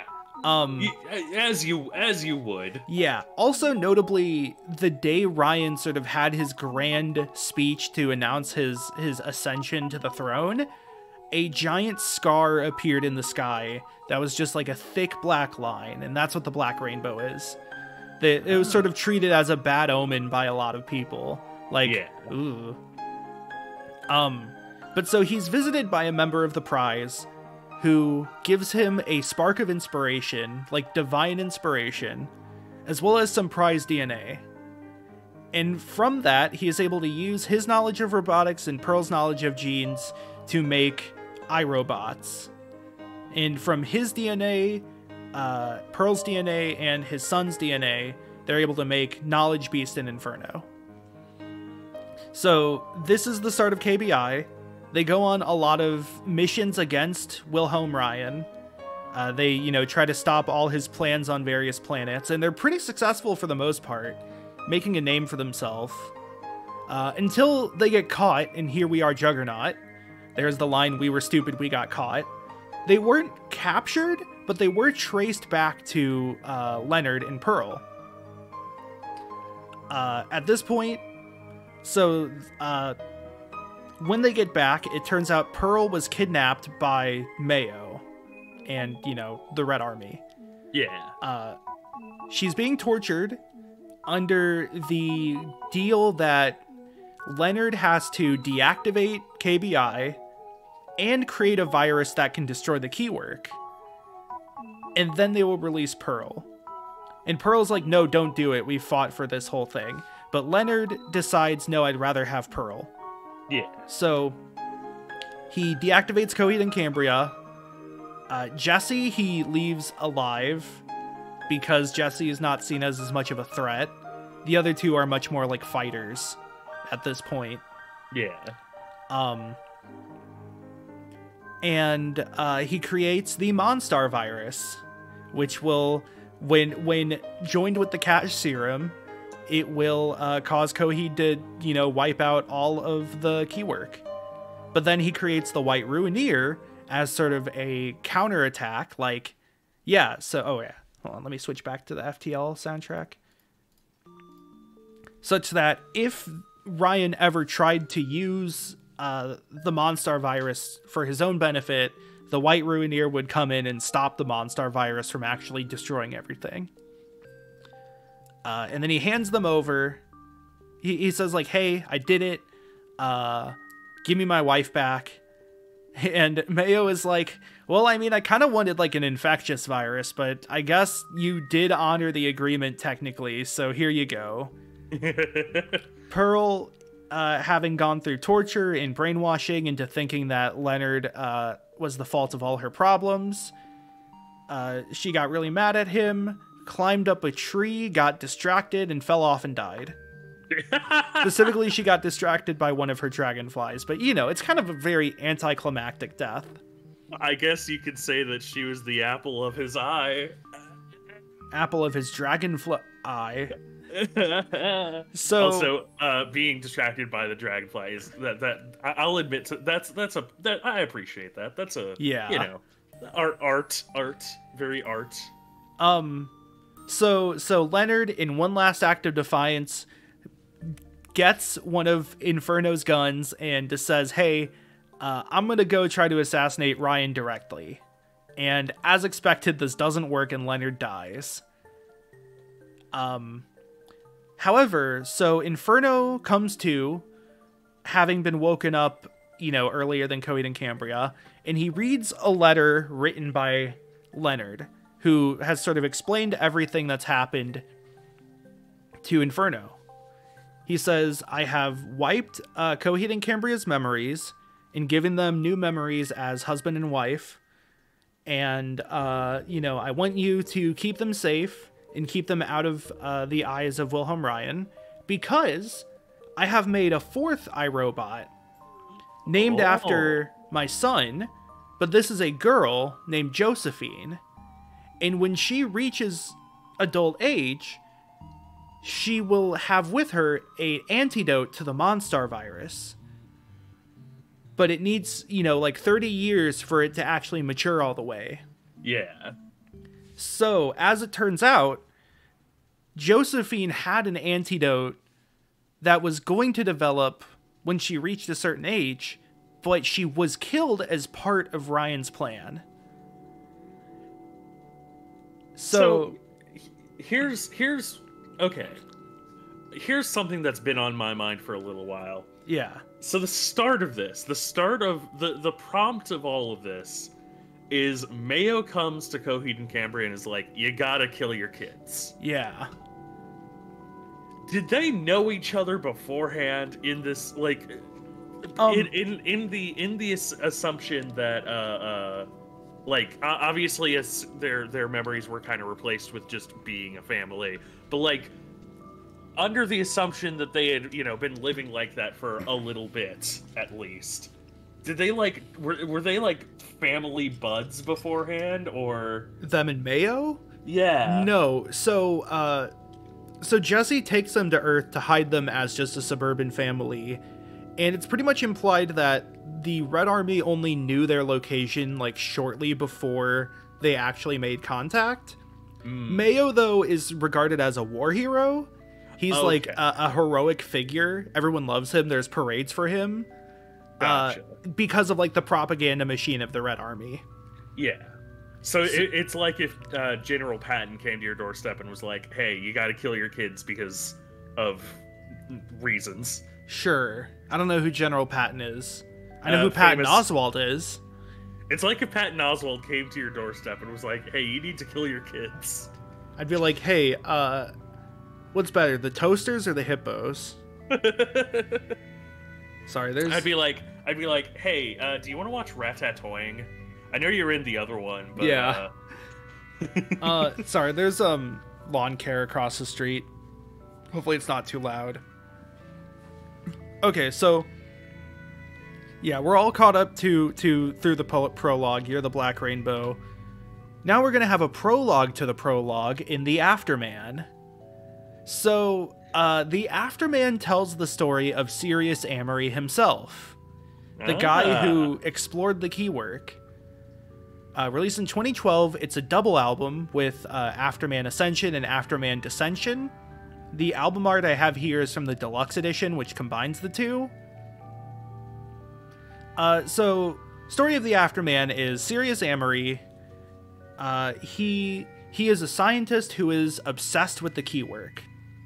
However, like, nobody has ever studied the keywork before. It's like a kind of a taboo almost, partially because it's viewed as holy, and so it's sort of going against God.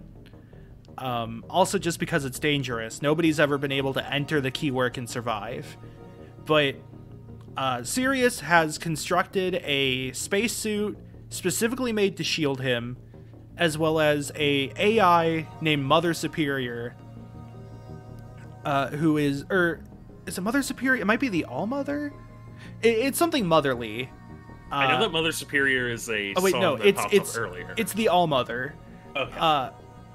Who is like meant to watch his vitals and protect him as he goes through the keywork. So he says goodbye to his wife Mary and ventures into the keywork. Meet Domino the Destitute. So throughout the Afterman, there's these key entity extraction suite. What is happening is he is visited by a soul from the afterlife who possesses his body.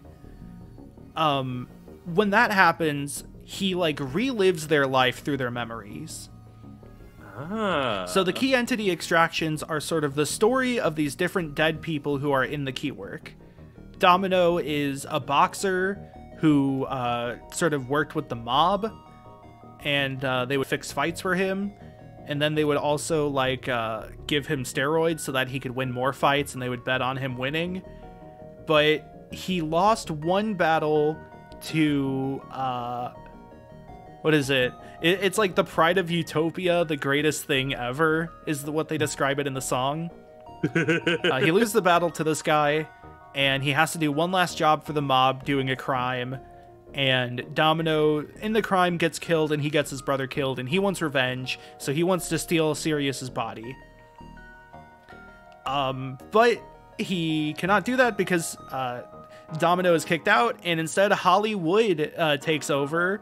This is my least favorite of the key entity extraction songs. Hollywood is like a stalker who became a famous actress by copying another actress, and then wanted to kill the actress so that she would take their place, and she died.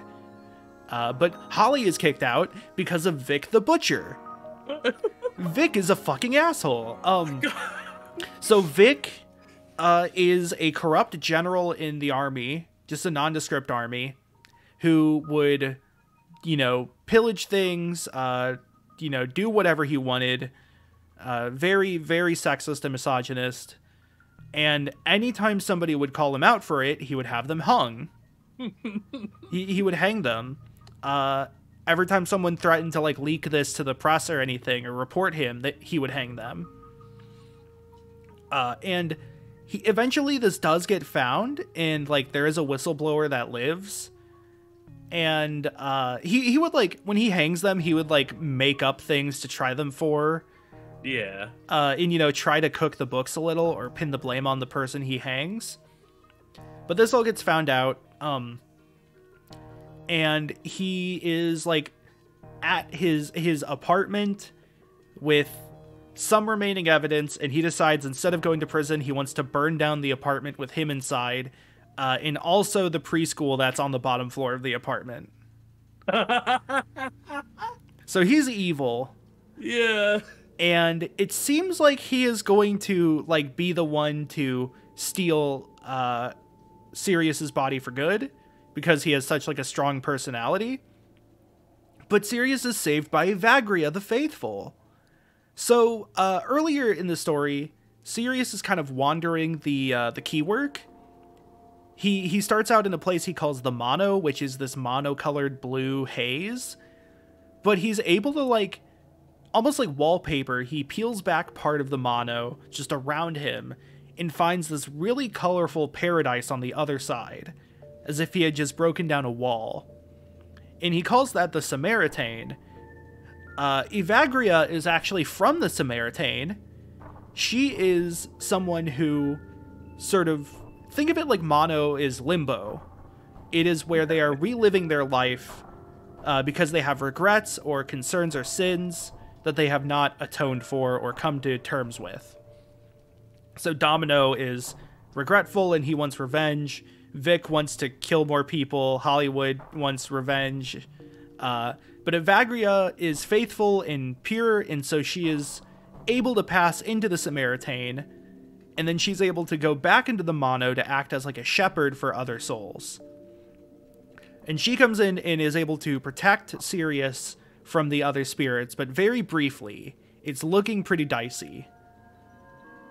Meanwhile, by the way, Mary is almost gets drugged at a bar but gets saved. It's okay. That's good night, fair lady. So it looks like things are going to be bad for Sirius, and he is going to get killed by Vic or something. But they're able to call upon another spirit, Sentry the Defiant. This is another fantastic song. This and Domino are both incredible. But so Sentry was one of the people that Vic hanged. Sentry was somebody that was calling Vic out. Vic hanged him, and later on, after it was sort of brought to the press that Vic was evil, Sentry was given a posthumous Medal of Honor because he defied Vic. He stood up for what was right. Nice. And in his afterlife, he is in the mono, but this knowledge that he gets from Sirius, that Sirius got from Vic, that like Sentry was later, made a hero and Vic was, removed from his position, gives Sentry the sort of safety and assuredness to come to terms with his life and move to the Samaritan. But before he does that, he protects Sirius long enough for Sirius to leave the keywork. So Sirius is able to escape the keywork thanks to help from Sentry and Evagria. Turns out he's been in there for a year and a half. Oh. It didn't feel like it to him, but he was in there for long. So he shows up. He goes to this like conference, this like, big conference, the press release, talk about what he found. He goes to his mentor to ask like, okay, do I tell the truth that it's the afterlife? And his mentor's like, I mean, like, if you tell people there's an afterlife, things can get really weird and bad and dicey, and you should probably not. And if that didn't make up Sirius's mind, he's also visited by a member of the prize who is like, hey, you cannot tell people about the afterlife. Make up anything you want, but don't tell people about what's actually down there. So he's forced to make up whatever he wants, but whatever he makes up sounds reasonable enough and checks out enough that he is now like one of the most famous scientists ever. There is a scientific award named after him, the Amory Award. He's like a hero. On the way back from the conference, he is in the car with Mary, who said that she thought that Sirius was dead, and so she started dating around, like you do. Yeah. She started dating the cop who saved her from the guy who almost drugged her, and she is pregnant. And the stress of everything else, mixed with the like sudden news of his wife having, thought he was dead and then having a baby with somebody else, he loses control of his car for a brief moment, long enough that he swerves into the oncoming lane and gets hit by a truck. So that's Number City and Gravity Union. Number City is like him having a panic attack. Everything starts becoming numbers. It's also ska. Ah, nice. There's an interview where Claudio Sanchez was like, we had the guitar riff going, and I was like, you know what, this needs some horns. And I was reading that, and I was like, Claudio, be honest. You wanted to make a ska song. You wanted to make a ska song. Also, ska, the panic attack of music. Yeah, Gravity's Union is pretty good. It's another one that's really good. It is the car crash told in slow motion. Oh. There is also a line that Community loves to meme where he goes, caged. He yells caged. It's a meme for some reason. But so he and his wife are on the road dying. The EMTs show up and save him because he's a celebrity and his wife is not. They save him first and not his wife. They only have enough to save one of them. And he's not conscious or able to say like, hey, she has a baby in her. Yeah. So he wakes up in the hospital room, realizes his wife died because of him, and he resolves to re-enter the keywork and make sure that his wife can go to the Samaritan. With 2 is my favorite one being sort of him re-entering the keywork and meeting his wife there. So yeah, that's the Afterman, sort of a reverse Orpheus. Yeah, that's a very good way of putting it. It's a reverse Orpheus of I came back from hell and my wife was like, I'm pregnant, and I accidentally killed her. Mm-hmm. And so I was like, I went back in to be like, hey, you done did good, kid. If I had a nickel for every double album based off of the Tale of Orpheus, I would have 2 nickels. Well, if Amory had a nickel for every time he went into the afterlife, he would also have 2 nickels. All right, so next album is Color Before the Sun, released in 2015. It's non-canon. This is the only album of songs that are not related to the Amory Wars series. Sort of the community consensus now, I mean, when it came out, it was super divisive. Because the diehard fans really wanted more story. Yeah. The consensus now is that it has some really good songs. I think Ghosts is a really popular one that they do play live pretty frequently. But it is still kind of disappointing. But we do have more story, luckily. Unheavenly Creatures. So in 2018... real quick, I also just want to shout out the House on the Ocean. Yeah, the House on the Ocean. Yeah, my favorite. This album is my favorite Mr. Manticore piece. Anyway, go on. The music stop, or is it just quiet? Oh, it's just quiet. Okay, so Vaxis. So this is the current storyline, the Vaxis saga, or the Vaxis arc. There are plans to have 5 albums in this arc, and I think that's like the most we know about future plans.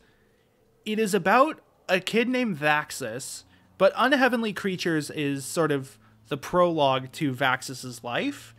This is about his parents. So, let's see. So, ever since the Great Crash, which was the cataclysmic event when all the key work was destroyed, right? By now the cosmos have largely settled into orbits around stars, with some planets just being drifting into space, some are starless and completely dark. The galaxy is now ruled by the House of Star Supremacy, which is a like organization of 5 rich capitalist houses. Nice. That's right. Cool. Yeah. It's controlled by capitalists. Something I want to mention is that at the concentration camp in Shiloh's 10, all the way back on the first album, yep, stars was the sort of racist term that the Red Army used to refer to any non-human aliens.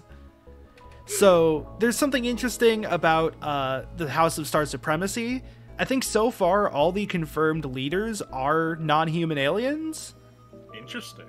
Humans still exist, though. The 2 main characters are presumably humans, and they did grow up on a widely human planet that is still mostly Earth-like. So, Unheavenly Creatures stars Nostrand and Nia. They were part of a crime group called the Unheavenly Creatures, where it was Nostrand, codename Creature, Nia, codename Sister Spider, and Otto, codename Colossus, who is a giant. Otto. They did jobs for, odd jobs for whoever does it, different people, mostly house members, crime syndicates. But on one job, they were casing a bank for a long time. They had a foolproof plan to rob this bank. So they get in there. Nostrand is on watch. He hears a gunshot. Otto runs out of the vault and says that there was a guard there that found them and shot Nia. Nostrand's like, no, I have to go back and get her. And Otto's like, no, she's gonna die. Nostrand's like, no. Something in my gut tells me I gotta go back there. So Otto takes a hostage off the street and is like, if you go back there to help Nia, I'm gonna kill this hostage. So Nostrand's hands are kind of tied, and he makes a getaway. Years later, Nostrand and Otto are in a ship right above the Dark Sentencer. So I mentioned that some of the planets are sunless, pretty much. Those planets are turned into prison slave camps / mining planets. Essentially, the Dark Sentencer is a planet that does not get almost any sunlight, hence the name Dark Sentencer. It is filled with prisoners who have like a work routine. They have shifts, but other than that, they can kind of do whatever they want. So it has like a lot of bars and red light districts and crime dens and stuff. Now every person in the Dark Sentencer, they're just dropped from orbit, essentially. They survive, but they're more or less dropped from orbit. And then once they land, they have to get in touch with a supervisor from Haas, where they get equipped with a gutter, which is a like belt circle thing with spikes on it. And if a prisoner acts up or does anything wrong, the prison guards are allowed to press a button on a tablet, which like closes in the circle and, you know, guts the prisoner. It's a gutter. So Otto checked in with his supervisor and got a gutter.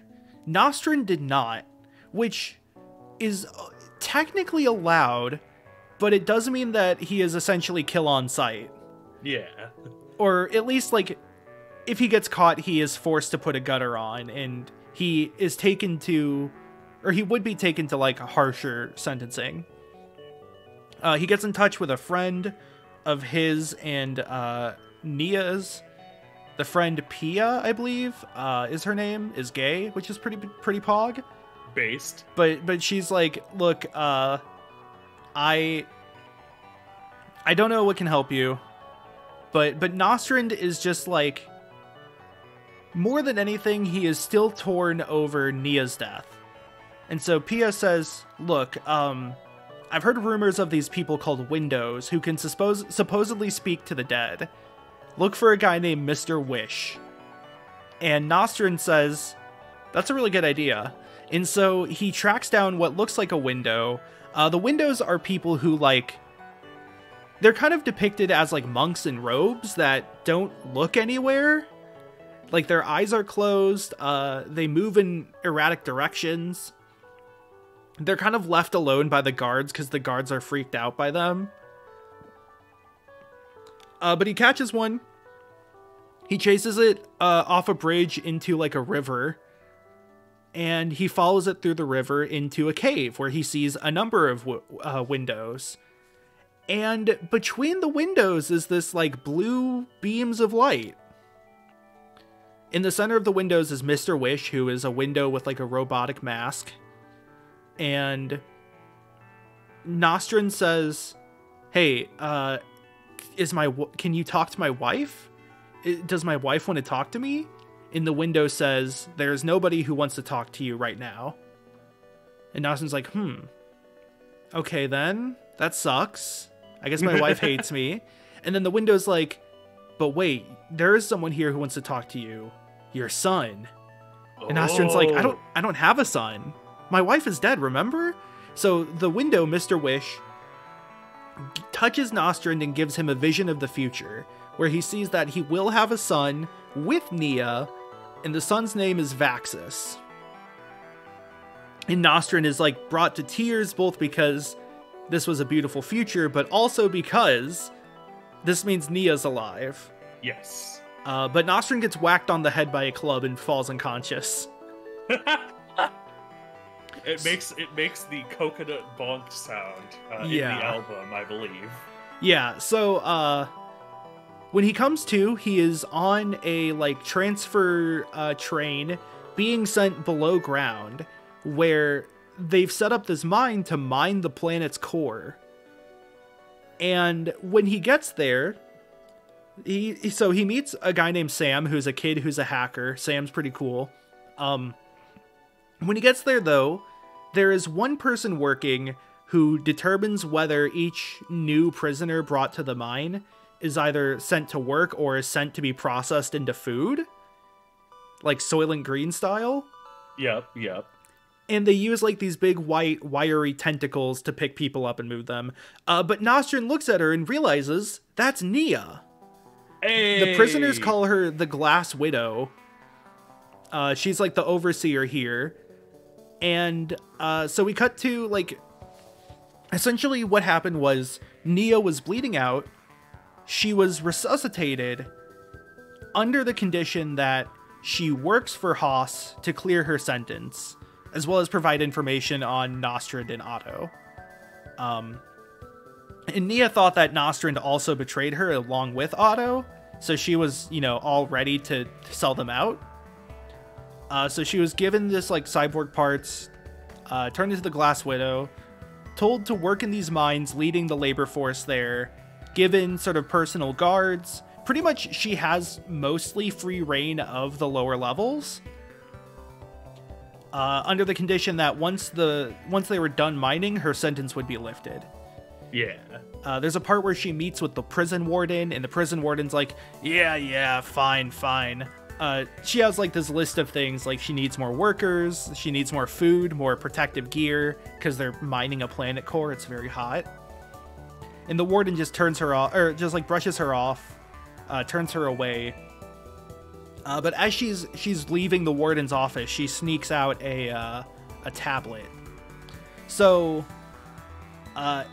once they're actually in the labor camp, Nostrand and Nia finally talk later that night. And Nia is like, what the hell are you doing here? They have a talk, but Nia realizes that this is their chance to escape, because she has also been told that the planet core is almost dying, and pretty much if they mine any more of it, the entire planet will blow up, and nobody's been told about that. It seems like everyone on the planet will just die with the planet, including her. So she needs to escape. And then she and Nostrand will talk later. So they almost get killed by an assassin sent by the warden to kill Nia. But they kill him, they steal his gun, and they escape. They start going up the levels through like the cave system. They meet again with the Windows, Mr. Wish especially, who gives them sort of a place to chill. They take a nap, they reconvene, they reconcile, they love each other again. Meanwhile, back in the mines, they learn that there is a old access route they use to bring materials down to the mines that was sealed off, but they can break through it if they get everyone in the mines to cooperate. So Sam hacks the hologram of Sister Spider that they use to say like, hey, your shift's done, new shift time. And he uses that to deliver a message to rally all of the laborers together. He unites the working class. Good job, Sam. Yeah. Also worth noting, alongside all of the workers down there are quintillion speakers, which are these weird like space jellyfish alien things with bronze masks. That's a lot of them too. Yeah. And nobody really knows much about the quintillion speakers. They appeared after the old crash though, or the Great Crash, almost seemingly as a result of the Great Crash.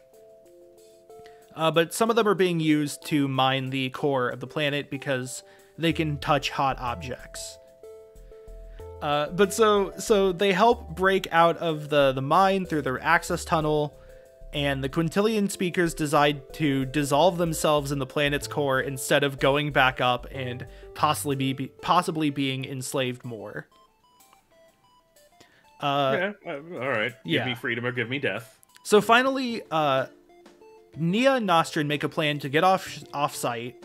They break into a hangar that the Haas uses to transport things to and from like the planet and the like watch point in space. They do a little hitmanning where they steal some uniforms. Nice. And they're getting ready to steal a ship when Otto fires on the ship inside the hangar. Aha! Turns out Otto was given a special mission by the warden, because the warden knew that Nia and Nostrand were going to get together and like try to leave. So the warden was like, all right, I'll give you anything you want if you kill those two. And Otto, of course, is willing to do this. Otto is a giant, by the way. His nickname is Colossus because he's literally just a big man. It's more like D&D giant, where it's like, you know, big size instead of huge size. Yeah. But he almost overpowers them. Almost kills Coheed. Not Coheed, sorry, Nostrand. New characters. Almost kills Nostrand. But Nia uses the tablet she pilfered from the warden's office to activate Otto's gutter, killing him. So everything's going to shit. Everything's exploding. Planet's dying. Some of the prisoners are leaving. But in this, Nia and Nostrand escape the prison planet. This introduces the Old Flames motif. So I want to mention in Dark Sentencer in the bridge, there is a riff, or there's like a vocal melody that Claudio sings that is like the time skip riff, the time skip motif, but with every note as a whole note instead of like the normal different notes. So like instead of do do do do do do do, it's do do do do do do. Yeah. Interesting. Okay, yeah. And then that sort of morphs into the Old Flames motif. We all go up in flames, which is sort of the new version of the time skip motif. Whereas like the Keywork motif was the theme for Amory Wars Part 1, the Kilgannon Saga, the theme for Vaxus is the Old Flames motif. Which leads us to the current most recent album, Vaxus 2, A Window of the Waking Mind. You can see a quintillion speaker at the top of the album art there. Ah, weird jellyfish guy. Yep. Fun fact, when they toured for this album, they had like a giant head of a quintillion speaker on the stage as decoration. Cool, but also that'd be a little fucked up. Imagine if you made a concept album about a Choplin Midorian and you made a giant paper mache severed hand as the centerpiece. So, in the time between Vaxus 1 and Vaxus 2, Vaxus was born. And also, I should mention, by the way, one of the reasons there's a big jump between Afterman, Color Before the Sun, and Unheavenly Creatures is that Claudio and Chandra had a child. Yay! So a lot of Vaxus 1 and 2 and just the Vaxus saga is written from Claudio's experiences now as a parent. There's an entire song that's like, I fucking hate changing diapers. So Vaxus 2. So Vaxus is born. He's like 5 years old, but something's up with him. He doesn't open his eyes often. When he does, he doesn't look at anything in particular, as if he's like distracted. He can't speak. He doesn't respond to audio. And doctors that have like scanned him have said that it seems he's in constant pain, which is not good. Ow. And they essentially, for the past 5 years since Vaxus was born, Nia and Nostrand have been running jobs to pay for or steal medication to try to help Vaxus, and nothing's worked so far. So opens with the Up in Flames motif.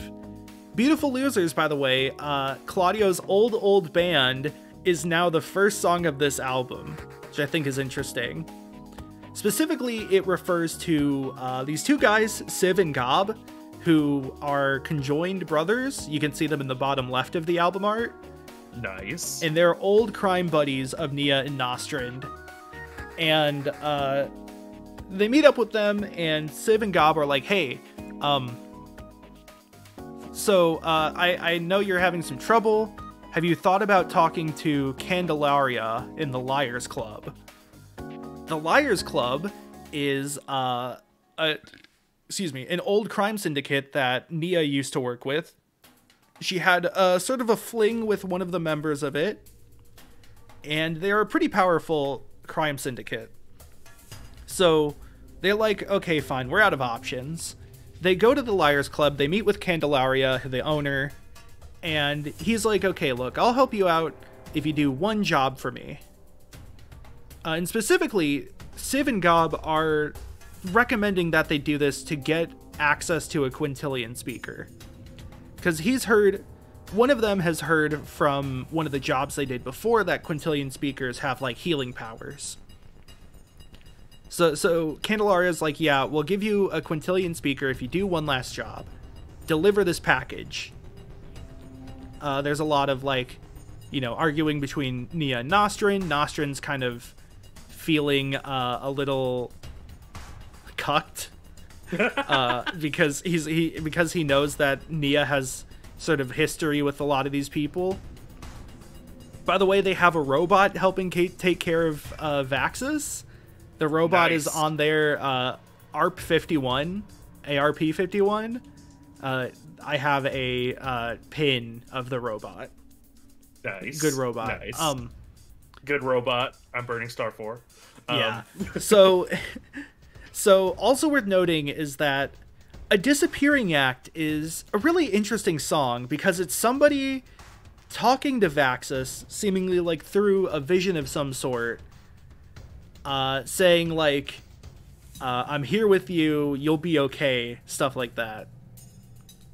And something else really interesting. So Liars Club starts with the line, liars, and Sentry the Defiant starts with the line, believers, and they're spoken in a very similar tone and rhythm. I believe A Disappearing Act has a riff very similar to one in the Afterman. So, a lot of things happen. They touch base at a Haas sort of ship. It turns out that Candelaria was selling them out, as well as making them deliver the package. It was a big setup. They see a bunch of windows hid in, like, prison cells, all of which have masks like Mr. Wish. By the way, sometime during this point, there is a researcher who is trying to do research on quintillion speakers in Windows, and isn't really getting anything out of it. But so, that's just sort of side story that hasn't quite come into play yet. So they fight back against the Haas people that are there. They open the box they were told to deliver, and inside is a prize named Nyanasha, who, is just a new prize, believe it or not. And she joins with them. They're able to escape onto their ship, which, by the way, is called the Freckle. Another fun ship name. That's a good ship name. I like that. Back on the ship, so all the people from the Liars Club that were there also died. Back on the ship, ARP-51 was destroyed, sadly, but Vaxus is okay. Civ and Gob, I want to say Gob, like Job from Arrested Development. Civ and Gob fly them out, and they now have this blue tank on their ship. So at the very least, even though it was a setup, they did gain a quintillion speaker. The Nyanasha realizes what this is and releases the quintillion speaker, who walks up to Vaxus. Vaxus, for like the first time in his life, has clarity. He stands up, walks over to the quintillion speaker, and reaches into its head and pulls out an old man in a spacesuit, Sirius Amory, who has been in the keywork this whole time. Even after the keywork got destroyed, he was still back there. And he's old. And he says, like, we're finally free, All Mother. And then the album ends. Hell yeah. I just want to say a few quick notes. Ladders of Supremacy is another one of their best songs ever made. I think there were a lot of hardcore fans that were kind of hesitant, still unsure about the new albums. But Ladders like brought a lot of hardcore fans back, and they were like, yeah, this is what I'm talking about. Window of the Waking Mind is like a 15-minute track. There's a bit about patronizing doctors, which I really sympathize with. Yeah. Yeah. Yeah, yeah. Again, don't want to speculate on his personal life, but yeah. So yeah, that's sort of where the story currently stands, is we have Vaxus is awake now. The keywork still kind of exists, but in a different way. It seems like Windows can access it, the quintillion speakers are connected to it, and Vaxis is the most powerful window of all time, seemingly. Nyanasha is the only prize alive, and she is alive. Nia and Nostrand are parents, and Haas controls the universe. And that's part 2 of a 5-part saga, so we have 3 albums to look forward to. Nice. Yeah. And again, later this year is supposed to be when No World for Tomorrow's comic comes out. So yeah, that's the story of Coheed and Cambria, from Second Stage Turbine Blade with the Kilgannon saga, all the way through to Vaxis 2 with the Vaxis saga. All right. So let me pose you a couple of questions. Sure. So go back real quick to the non-canon one. Color Before the Sun? Yes. So when you say it's non-canon, is it literally unrelated to Yes. to the saga? Okay. It's just a Coheed album, but it's not related to the overarching saga at all. Yeah, it's a lot more personally related to Claudio's life as a whole. He's a lot more clear about things. But none of the songs have any bearing on the story, and they don't mention the story elements. Gotcha. So as far as like named characters in anything, is there anything besides Amory at the very end? Is there like direct character connections between the Vaxis saga and the Kilgannon saga, or is it still currently mostly unrelated? And is Apollo still around? Apollo's not around, sadly. Damn. He's a dog, so he already died. Damn. Yeah, other than Amory, there aren't really any known characters that have returned yet. It's pretty much new characters entirely, but the world is the same, and we're only now starting to really get an idea of how it connects backwards. Yeah. Like, also, I just noticed it walks among us. Yeah. So. Like Amory coming back at the end of Window of the Waking Mind was a huge twist, both because, you know, Amory should have been dead by now, but also because, like, this was really the first time that it's had any connection to the prior arc. Yeah. Going back to the Kilgannon saga for a hot second, so we know that like you said, the final comic is coming out sometime later this year. Is there anything that you personally... Do you have personal headcanons for things that you would essentially like to sort of put out there and see if it ages well or poorly? Yeah, I mean, my thought that Claudio ends up dying and then sees Josephine and Cambria and Mother Superior is technically headcanon. My personal headcanon, so Radio Bye Bye is, the line repeated is, "We'll leave it on the radio, calling all cowards," stuff. I think that is Claudio realizing, A, that the afterlife is real, B, that it's actually pretty pleasant for some people, and C, realizing that he now has to end it. And I think that, I think that, like, the radio itself is, like, a written record or a recorded record of Claudio. That's sort of my headcanon, is that the Radio Bye Bye is literally him leaving his story on a radio. Putting his words to an audio log to find in an appropriate narrative skeleton. Exactly, yeah. I also believe that, so the Running Free has, like, "You're going home, you're running free," and it's pretty directly, like, spoken to Claudio or about Claudio. And I do think my legitimate headcanon is that Claudio tries to flee the battle only to get killed and then, you know, have his final, you know, crossing the threshold moment. Okay. That's just a headcanon again. Yeah.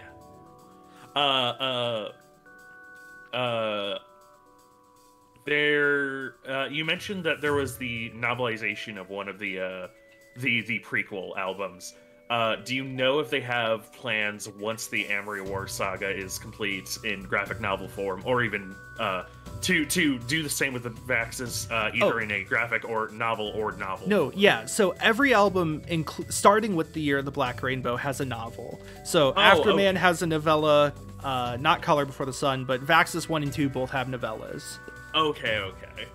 They're sort of light novels in that they have illustrations as well as the text, but yeah.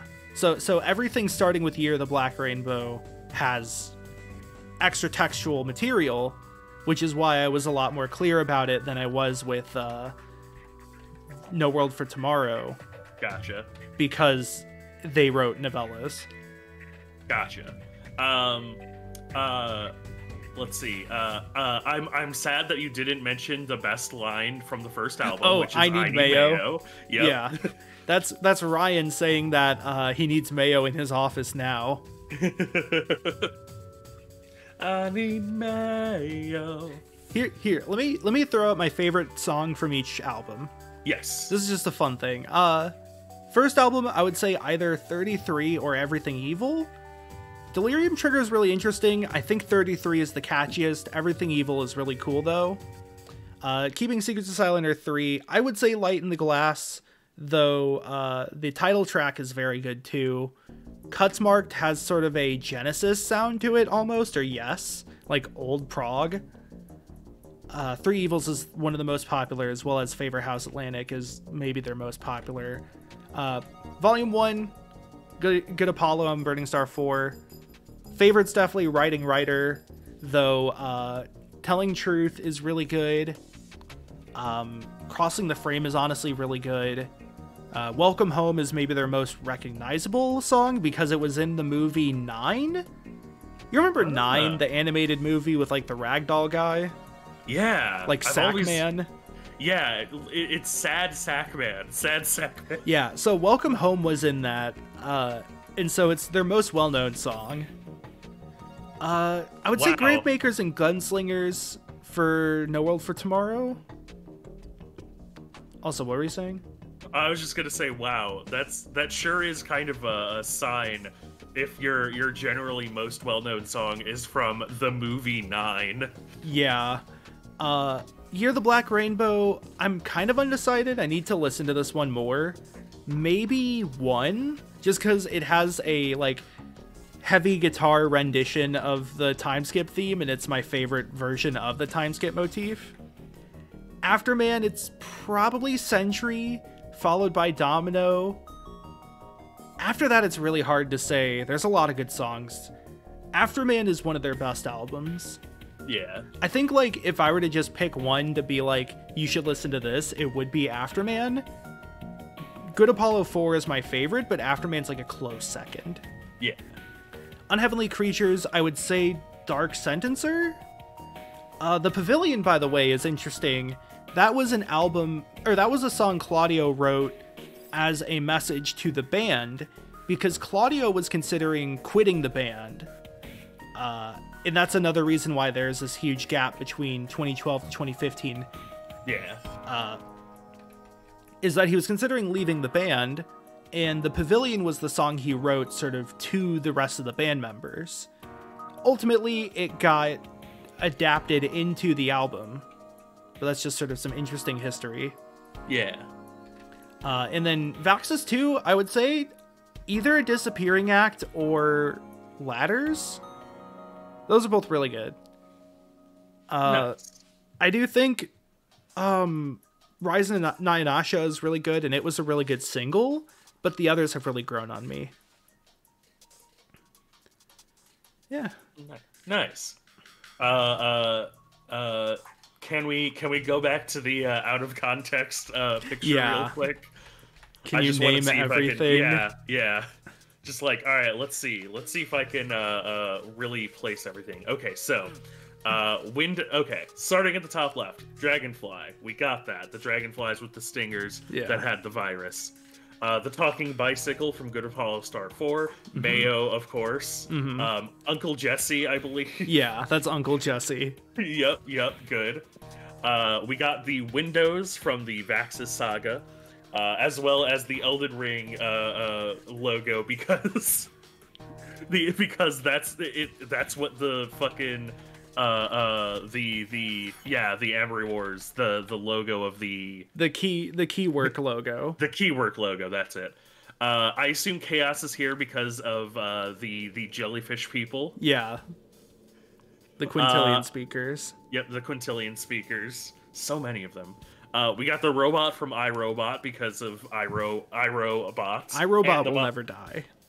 And the Monstars because of the Monstar virus. Yeah. Let's see.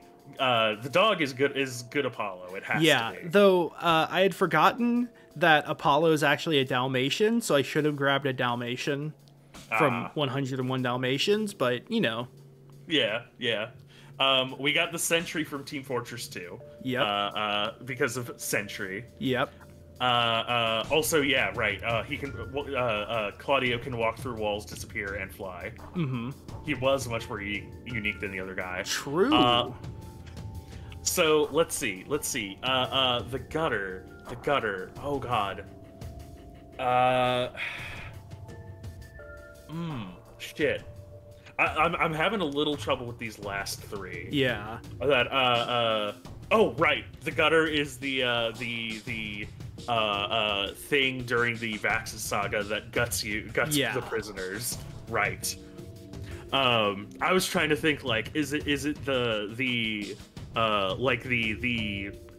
gross place that Claudio, like the sewers that Claudio is in for like 5 years? No, yeah. Let's see. The phone. Oh man. That one's kind of a stretch. There was empty space there and I needed something to fill it. Is that the fact that a lot of the second and third album are him calling and telling the story to Apollo? No, that's supposed to be the Ring in Return. Oh, okay. He actually meets Apollo in person and pets him when he tells the story. He only calls Nuo, and even then, he never actually says anything. He hangs up before Nuo can answer. And then the oh god. See, here's the problem with this last one. You can't tell what it is. Yeah, I'm like, oh god, what the hell is I know this tool, the jackhammer. Yes. I think. Okay. Jackhammer. Fuck. You know what? I've gotten most of these. I'm going to just call that one and say I don't know it.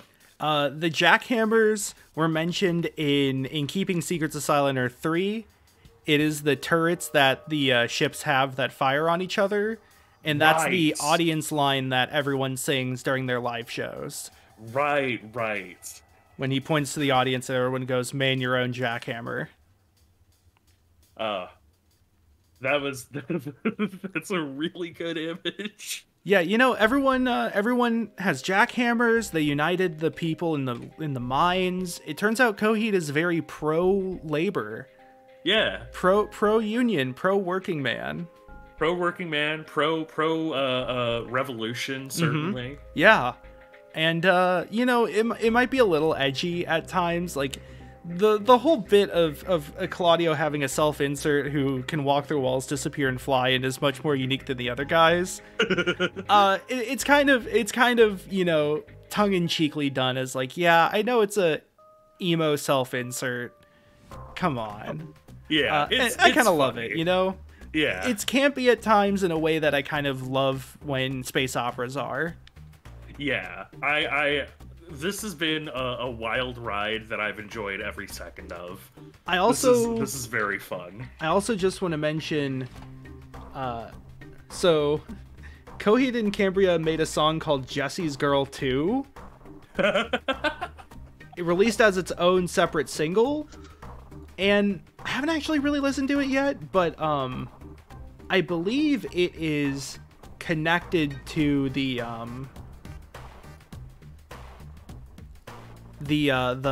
My Brother's Blood Machine universe, but don't quote me on that. I just think that's fun. That I was Jesse's girl too. Yeah.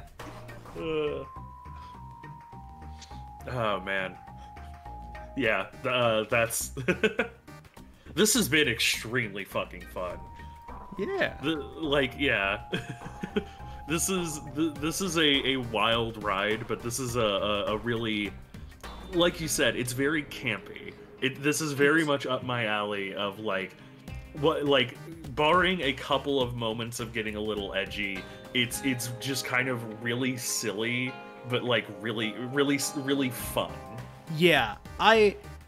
So part of why I love this series is that, like, I got really into rock operas a long time ago, and I just really like using music to tell stories.